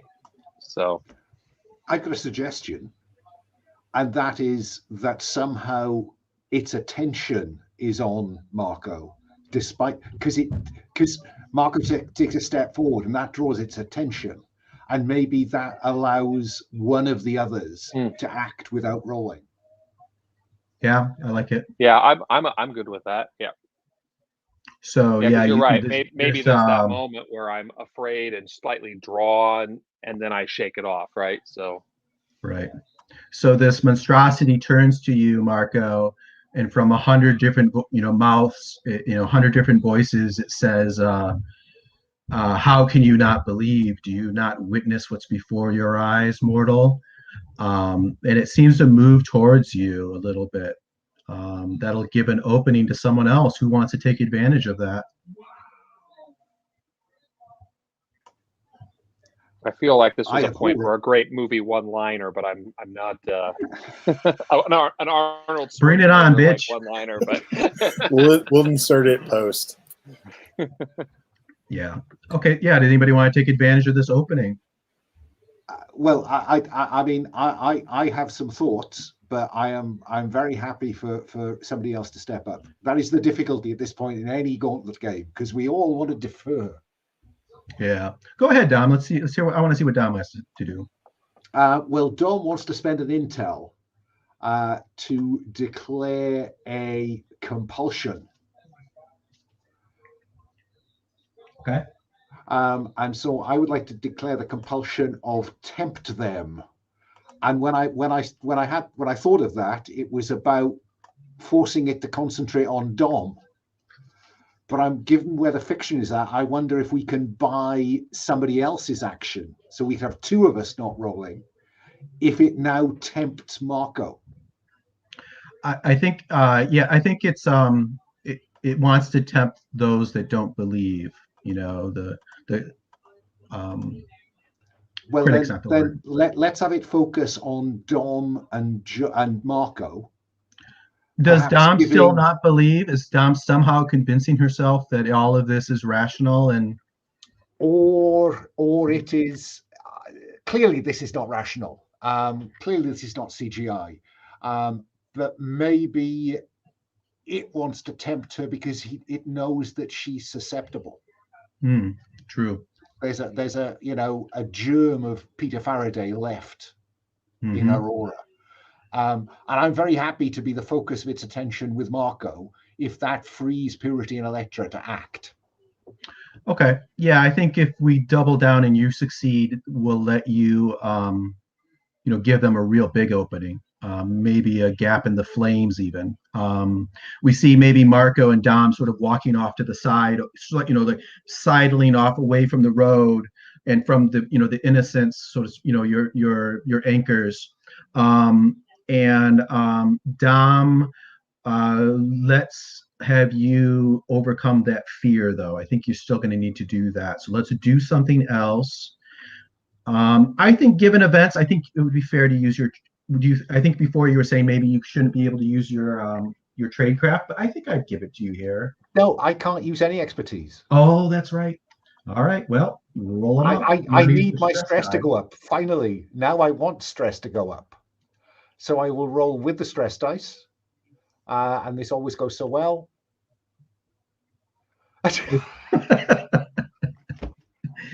Well, all right. Your stress will go up. I am a true believer, but in the wrong thing. No, I think I'm just stumbling away. The stench of fear is. I tried to bluff it and it didn't work. Yeah. Let's see. Do something else. You could succeed at a cost. I mean, I think rehashing more possession is probably not the way to go. No. No, I think Dom stumbles out of the way. Oh no, I tell you what. The cost is that Maisie is approaching it. What about that? So Could be. I can act, but Maisie is in jeopardy. We could do that, or I could say that the only way to get its attention is to actually walk into the flames and take a consequence. Okay, I'll go with that. You want to go with that? Okay. So let's see. Before I forget, we marked the heat. So now you guys are all the way maxed out on heat. Attack. I think we're already kind of there, but all right. So you're gonna have to face a consequence from a supernatural. So you're gonna roll a single 6-sided die and add 1. You want? I'm going to subtract one. Subtract 1. Yeah, you want to roll high. Oh, great. That's all of 2. All right. So on a 1 to 3, it's serious. Tell control if it's mortal. You fill your stress track and crack. It's bloody. You'll die after one more action without medical treatment, or it's painful. You cannot use your expertise until you get medical attention.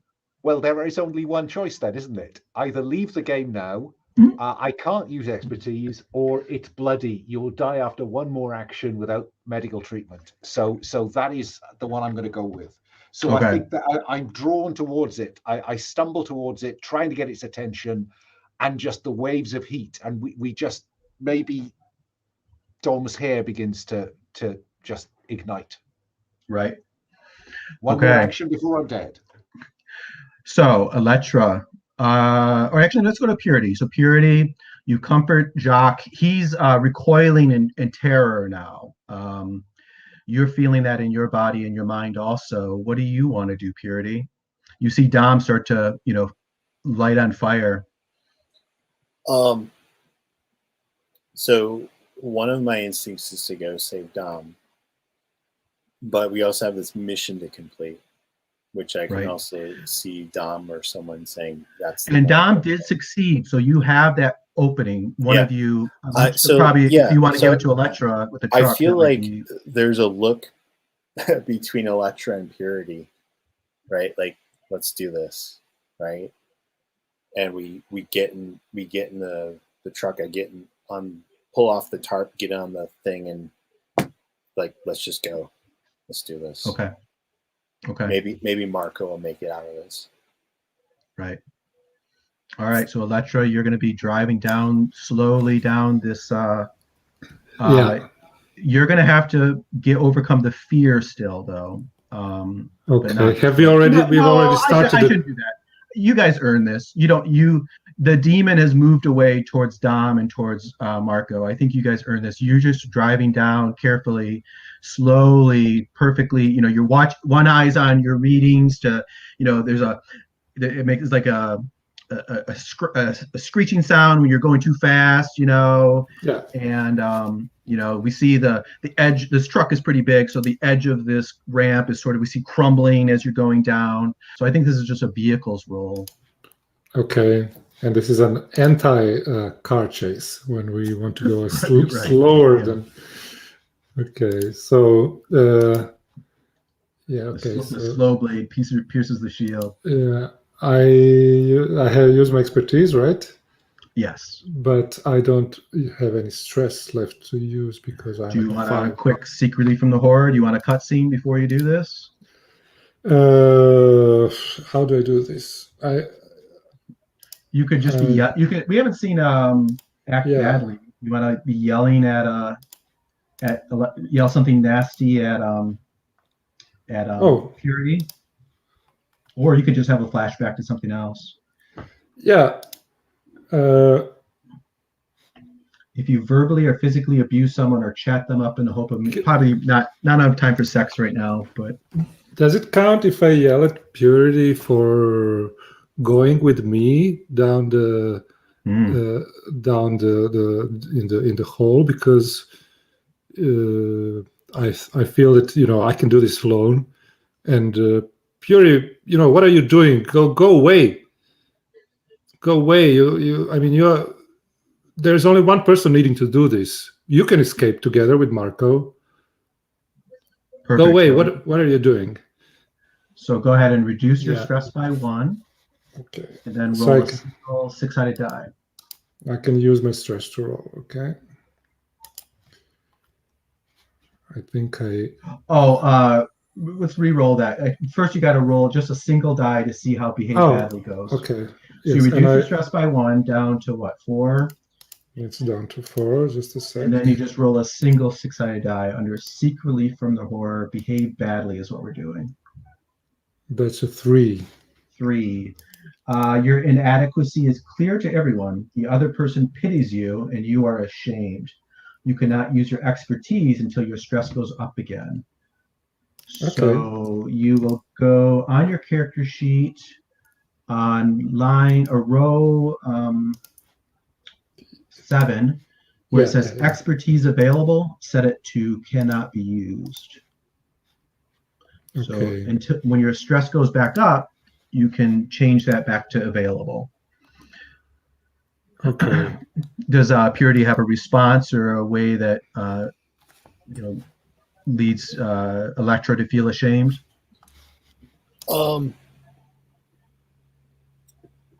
Yeah, so Purity's probably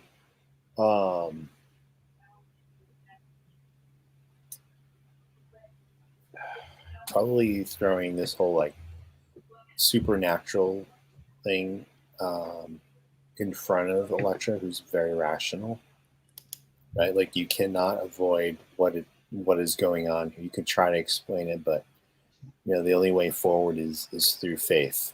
Faith alone will guide you. Purity's being a prick, but like like we gotta do this. Whatever happens, we have to finish it. We have to close the gates of hell. Okay. Okay. So I go back to the wheel and just fuming and not saying anything. And we have already started the timer, I guess. So it's So, I realize that I've lost time with doing this for us. So it's even more dangerous. So right now, all you have is your gray die from your drive down here. Do you wish to include your stress die?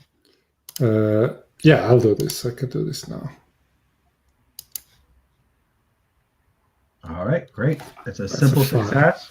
Your stress does not go up.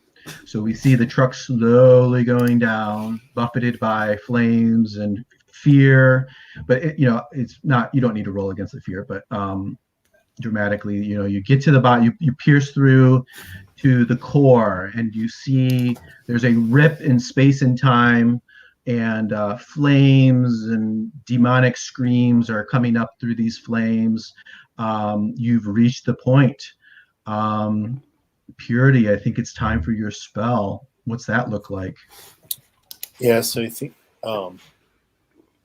it has those symbols and fetishes and things that are on the truck and on the cone.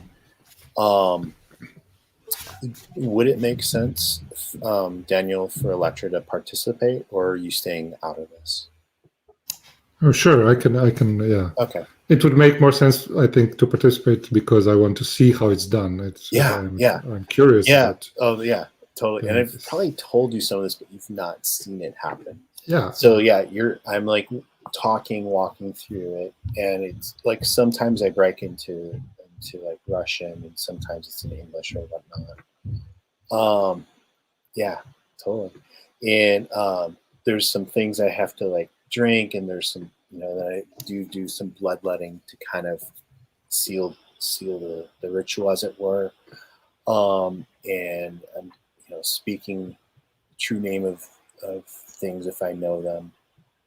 There is a process to it, right? There are steps, there's things that you can understand, but really probably the part that I've been trying to really promote is the part that it takes belief to really infuse it. And at this point, maybe I say this more to Jacques, more to whatever, that I'm willing to sacrifice myself to make sure that this works, right? And that's sort of like how do you measure the weight of a soul, right? How do you define how many grams or whatever that may be? So I instruct you on all of this, and I have my holy symbol out and everything. Now let's leave you there briefly and let's go back upstairs where we see Dom on fire with the demon Azrael, towering over her. Marco, let's give you an opportunity to do something.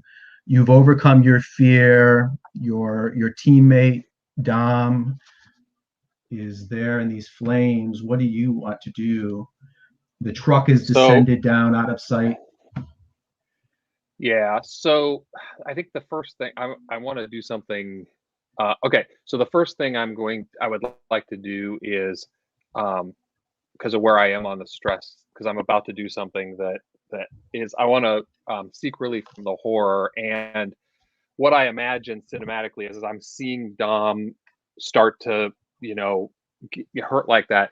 It's more like sort of a flashback of their time together in these missions, right? And that maybe what we see is that Dom was right, that all the times that Dom pulled him out of trouble during these situations, he sees that moment of them, you know, sharing a drink after a successful mission. All those you see that that come through, because what I want to do is that's going to trigger. I want to try to run and grab her out of the fire, Okay.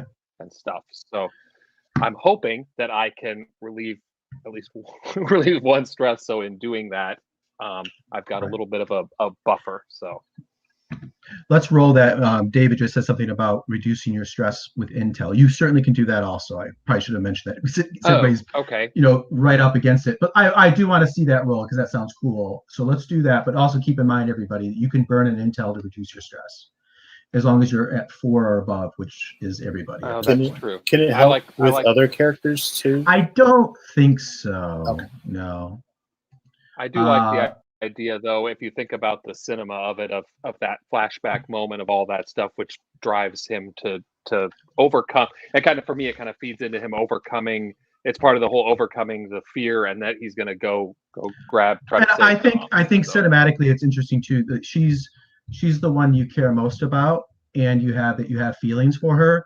So if it works for you, maybe it's the flashback is all of the warm, nice scenes, all of those after the mission drinks, the kind words, the way the light hit her when you flew away in that helicopter, all those sweet, nice moments, right? The light of the gates of hell.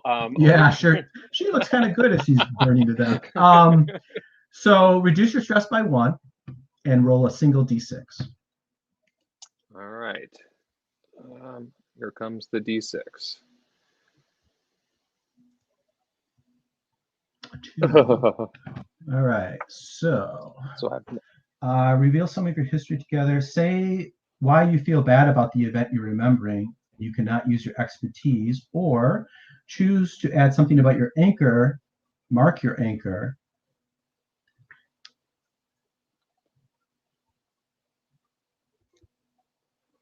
Okay. So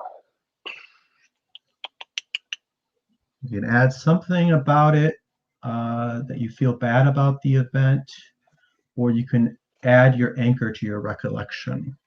So I think I'm going to let me run this by you. See, I'm going to feel bad about the event because he was married and had all those feelings, but but then he starts seeing images of his dead wife and those sort of things, and now he's all kabobbled. Yep, that's great. So. Perfect.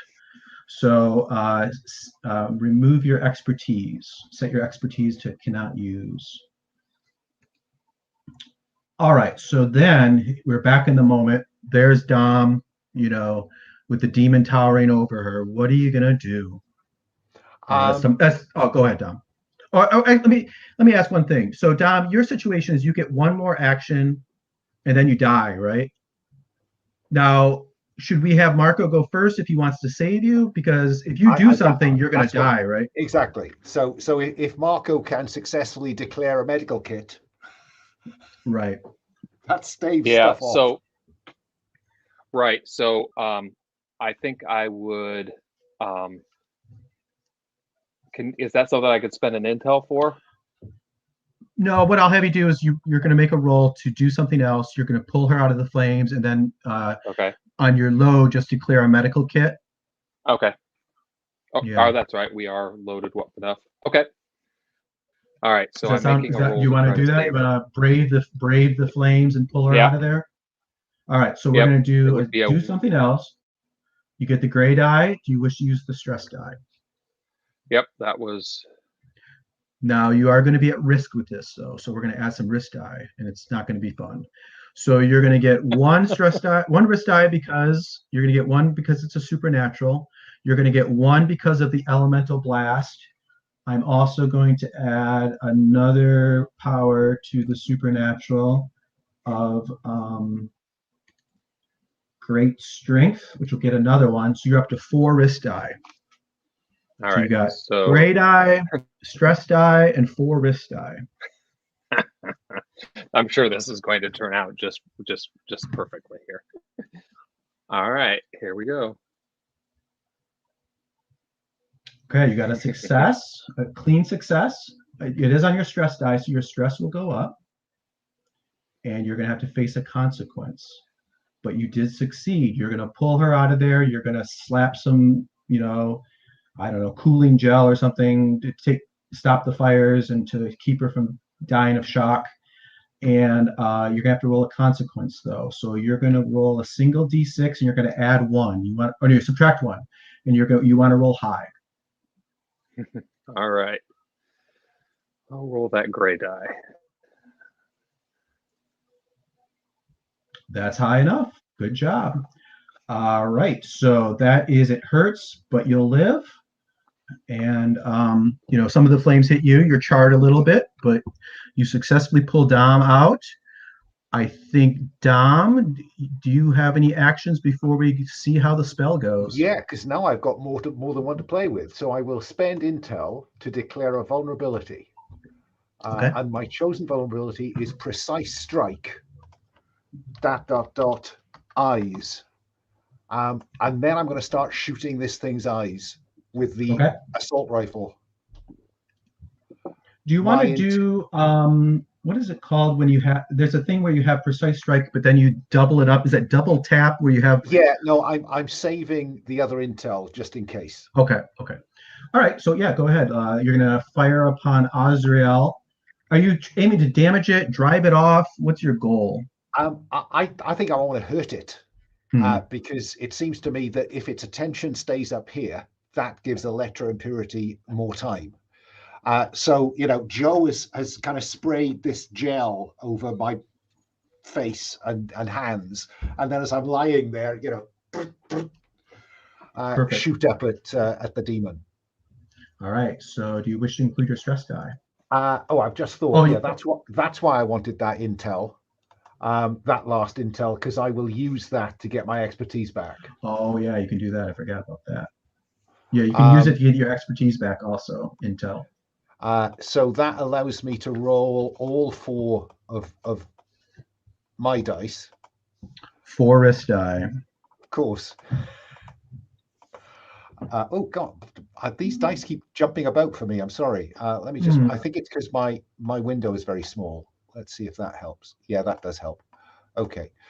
Here we go then. So all those dice, every dice bar 1. Gee. There is a 6 on the deadly die and a 6 on the least potent risk die, but who's counting? Okay. You shoot out some of these horrible eyes. What would you like to do with your extra benefit?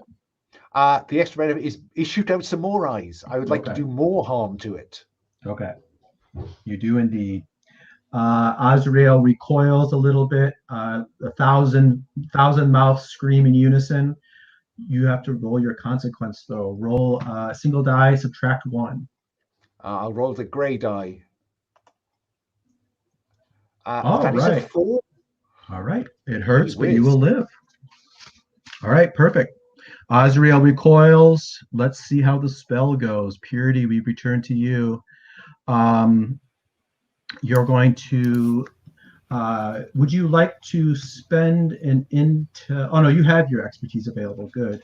Would you like to take a? I think you're probably going to need to take a stress and declare your contact, having told you how to do this spell, to make this work, to get expertise at least. What do you think? I'm going to go back to Professor Rose Armand. Yeah, that seems to make sense. All right, so that'll take your stress to 5. Yep. Do you wish to do a seek relief from the horror before you make this roll, or risk it all on one roll of the dice? Let me see here.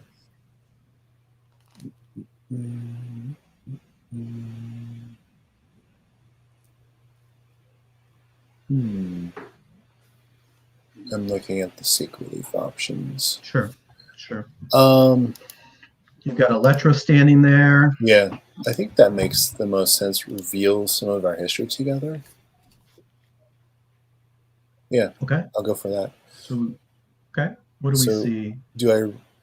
So I think this was, let me choose one of these options here.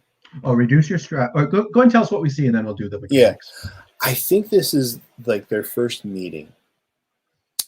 And whoever joined first or whatever, their first meeting. And I feel like Purity, was like love at first sight in a way, like shared spirits, and was also kind of attracted, but then learned Electra's married, right? So then tempered in his faith those desires, and their friendship developed out of their mutual interest in what's going on in the world. But I think there's still a soft spot from that first meeting, like the way that she just came into the room and he just looked like, wow, I'm going to be working with this person. This is going to be, it's going to be pretty nice. Okay. Do I make a roll, single die or something? Yeah, then you roll a single die. Reduce your stress by 1, and then roll a single die. Let's go stress first. And then I'm also considering spending a point of intel. So okay. Let me roll my stress die here. Yeah. I got a 2.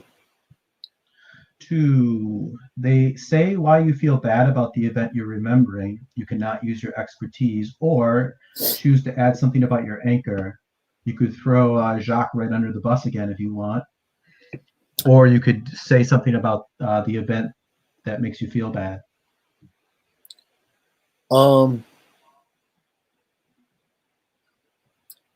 Here's what I think. Feel free, anyone who says otherwise, but I feel like Jacques is still up there and sees what's going on, and now is like maybe more of a true believer, and throws themselves into Azrael to like help keep the attention on up here, kind of like what Dom was doing. Right. That sounds perfect. So we will mark Jacques back to taken. And I guess let's go ahead and roll, and then we'll see what happens. So you got the gray die, you've got the expertise die because of learning the spell with Rose Armand, and you wish to include your stress die. If it's okay, can I spend an intel now? To reduce your stress? Well, I was thinking on the supernatural, unless someone else oh yeah, sure wanted to do that. You want to declare something about Azrael? Yeah. So Azrael. So does someone have a thought on what this should be? If you declared another vulnerability, then that would allow double tap to be expressed. If we could find a way of combining precise strikes on the eyes with some other vulnerability. I would say, given the time and where we're at in the story, let's say you declare a double tap being closing the gates of hell will draw Azrael out of our realm forever. So declare that. Just kind of put a little something quick there. It's not a big deal because I think this is going to be our last roll, one way or the other. Oh boy. So all right, let's roll it. So you're going to roll the gray die. You're going to roll your expertise die. Do you wish to include your stress die? Yes. Yes. Is there any roll risk? Those 3. No? Okay. No, I think we established that you guys had kind of worked your way away from Azrael. So yeah, I think you're good. So there's probably like one final sort of like memory of meeting Electra, and then he turns away from Electra and does the thing. Right. I got 2 5s. Simple success. Stress doesn't go up. So let's go around the table. So what's going to happen in the end is that the gate will close. Azrael is drawn back to hell. Let's go around the table. Everybody add a detail of how this plays out in this last moment. Let's start with Electra. What do we see that shows, the end here? Okay, when Purity is doing their spell, I think Electra was eager to find out how it works. So she turned on her equipment, recording equipment, like a camera or stuff that records changes in temperature, infrared stuff, maybe radiation levels, because she was so eager to find out, if there is some science behind this, what they're doing. But then, as the spell progresses and as Purity was, speaking the words of magic, she was so overwhelmed with emotion and some kind of serenity that she turned off involuntarily the recording equipment, which could maybe show some signs of how things work. For even if you don't survive this, maybe someone can find it. But she deliberately turned everything off and joined Purity in the chanting of the magic. Great. Dom, what do we see that tells us more about how it ends? I think that we see Maisie cradling Dom, who's still pretty beaten up. And Maisie says, "Will you take this now?" and dangles a crucifix. Perfect. How about Marco? What does we see at the end?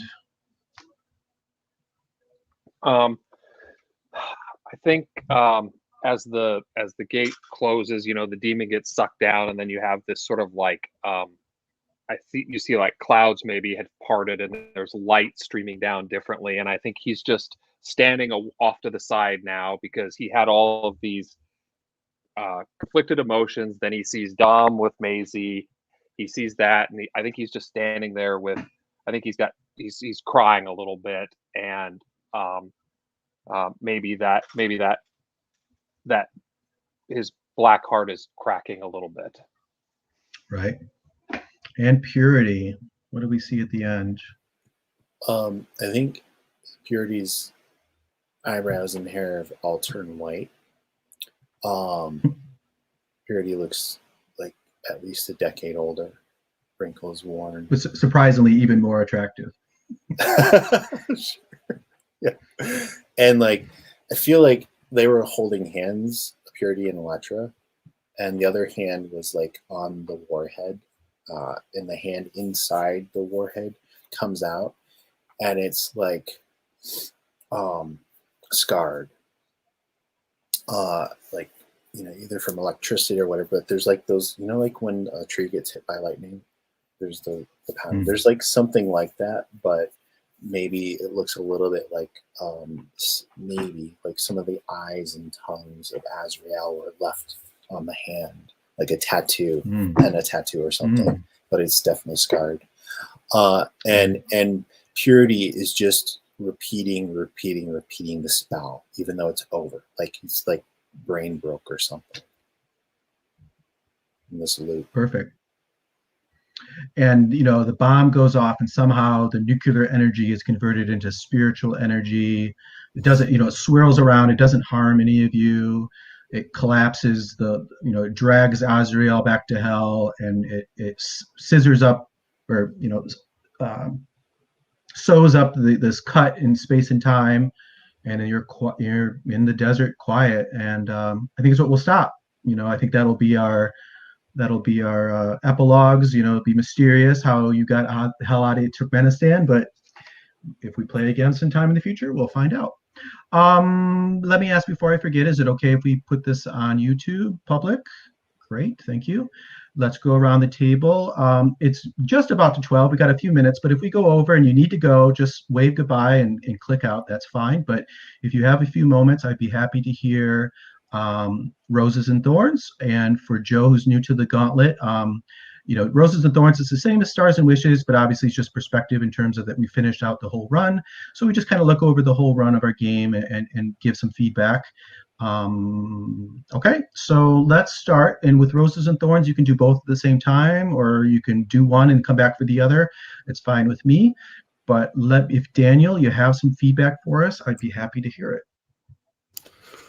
Well, roses all around. I think this was a great combination of the story. I'm very happy how this turned out with all the characters having their connections explained better and worked on, and this was really good.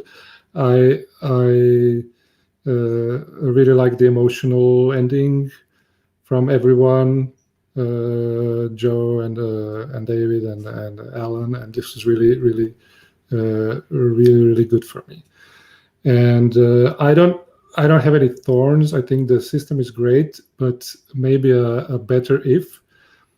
I would maybe personally have preferred a slower tempo, and I think this system would shine more in a longer campaign. Mm-hmm. Where we do get more into detail of how things. Maybe this is a little bit of me coming, joining after the start, but yeah, I think I would like to know more about how these set of characters work things out. Okay, that's it. Thank you for playing. It was really great. Thank you for joining us. Alan, have you ever run it like as a 2-month or a 5-session? I haven't. I've run it in an extended continuity where players and characters have returned, but never with the same set across time. But it's what a lot of people say, that just when things get hot, your 4 sessions, maybe 5 occasionally, you're up. So so there is something to be said for running this more than 4 times. Right. Yeah, I think there's a lot of moving parts, which are great, but I think we need to get the hang of how they work to have a better way of using them narratively. At least for me, I was maybe ignoring some of the things which because I had a short time. But I think with longer campaign, this would maybe have been even a better experience. Right. Okay, thank you for that. Let's swing around to Alan. Do you have any feedback for us? Just thank you for running it, Jason. It's just been a joy. Particular stars, I think. Daniel, thank you for stepping up and joining us. That did mean that you missed some of the ramp up, I think, which was tough on you. But thank you for your patience. David, thank you for reminding me why one of the stretch goals on this game, which we didn't achieve, was to make magic playable. And it's I've dusted off what's on my shelf on that. So I think and this is probably the most magical game we've had of this game. And Joe, thank you for really throwing yourself at this. And I part of me thinks that Marco was the kind of core in this little group. He was the most human in a funny way. So thank you for that. So those are my stars. Thorns, I don't have any really, apart from, yes, I think it would run better over 8 than 4.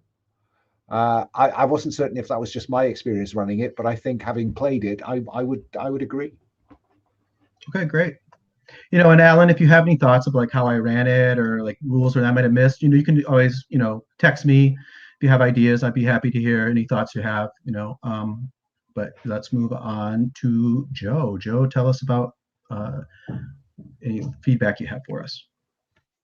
No, I had a really good time, and Jason, thank you for running it. I've run games before, and I know just how stressful and how much extra work there is we just have to show up and play, right? So really appreciate that. And no, I really enjoyed the game. This was the most narrative of a game I've ever played before.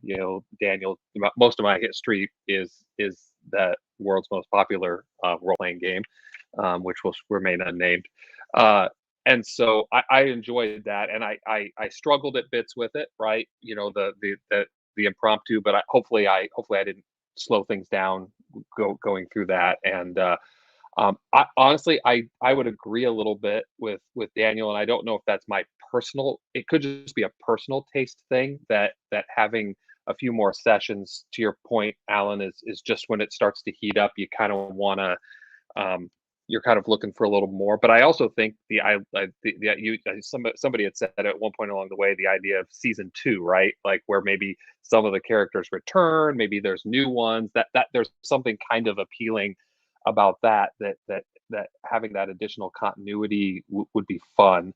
And I don't really have any thorns. The only thing I'd say is for my, and it was on me, is I'm looking at my sheet and I ended the game with 4 intel, and so I wasn't really, I know for me, I wasn't really using some of the mechanisms to their fullest. But I think now that I've played it once, and these games are a little different than what I'm used to with sort of that in-game economy of that currency that you take to give, you give to take and stuff. And so, but yeah, no, I had a great time. Thank you, everyone.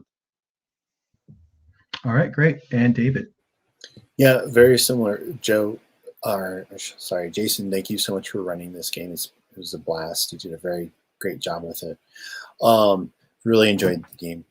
So similar to what other people have said, just there are a lot of little moving pieces, and maybe this is just me getting used to the system, and I feel like I'm starting to get to understand the moving pieces by this point. Is that when they're in the middle of a tense scene, like emotionally or evocative, then I have to go through my head and think about the 4 or 5 different things I can do. And if I actually pursue them, then it feels like I'm really slowing down the intensity of that moment, where I have to think, am I going to spend an intel? And if so, if I'm going to do a seeking relief. So all these things that kind of take me out of the flow of the narration sometimes. They add more value potentially, but then I feel like I'm hogging the game time by doing these several things versus just doing one thing and moving on to the next player. So I think if, with more like sort of system mastery, that would not be as slow for me to engage with. But I also feel like sometimes it can take some of us out of like the flow of what's actually going on by introducing this. I still think they're really wonderful elements, and I like them a lot. But again, I feel like what I'm hearing is the same as what I'm feeling too, about like a longer playing of this would help our characters and the players get to know the system very well and to be able to kind of go in and out of it more seamlessly. But I really enjoyed the world. This has been my favorite spy type game ever. I've played Knights of Black Agents and wasn't a big fan of Gumshoe. And I've really enjoyed the setting and the characters, and like definitely wanting to see Joe more in that mundane role would have been something I would have pushed for if we continued playing it in Electra too. So thank you for giving me the opportunity to play this kind of fringe character in this, but I really enjoyed the in-character moments too, and would have wanted to see more of those as well. Great, thank you. And then for me, Alan, just going with the punches today. Your dice were not nice to you today, but you just kept on trucking. Showing the softer side of Dom, kind of forced to do so today. It was really interesting. All the flashbacks were really, really cool.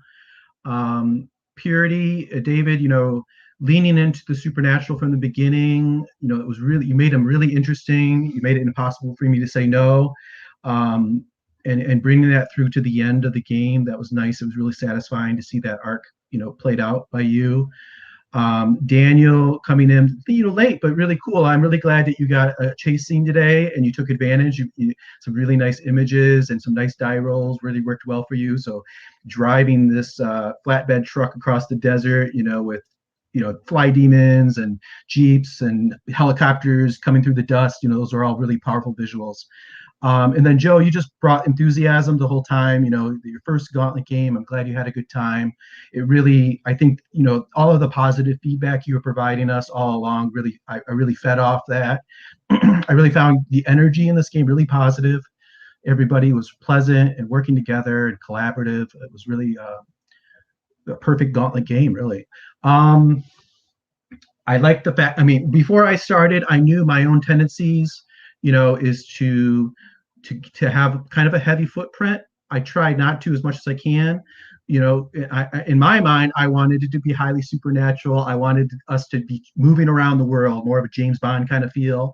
And I don't think it was me that brought that in. I think you guys did, but I was happy to go with it, so thank you for that. I think Thorns wise, I think similar to other people, as you're getting into it, as a game master, also as control, like I find myself, getting faster and faster, and you forget about all the little details, the little rules. You got to take an intel here, or you can do, use intel to reduce your stress, or use intel to get your expertise back. All those little rules that I've read several times, I forget them on the fly. But I think with experience, probably you get a better feel as a character and also as a control. And I feel, for Alan especially, the feedback is, I think I could pick this game up anytime and play it. I don't, obviously you don't need really to prep, but I feel like mechanically and subject matter wise, the game gives you enough that you can build a good story just on the fly. And I think having run this now, I probably even could reach Alan's pace of getting a whole session, getting an operation out each session. I feel like we comfortably got three operations done in our 4 sessions, and I think I could probably squeeze another one in next time I run it. But I think that's it. Thank you very much to everyone, and I will hopefully see you again in the future on the Gauntlet next year. And any final thoughts? Cool. Thank you so much. I've had so much fun. Thanks, Jason. Yeah, thank you all. Thank you very much. Thank you. Yep. Joe, all right, bye guys. Bye. See you later. Bye. See ya.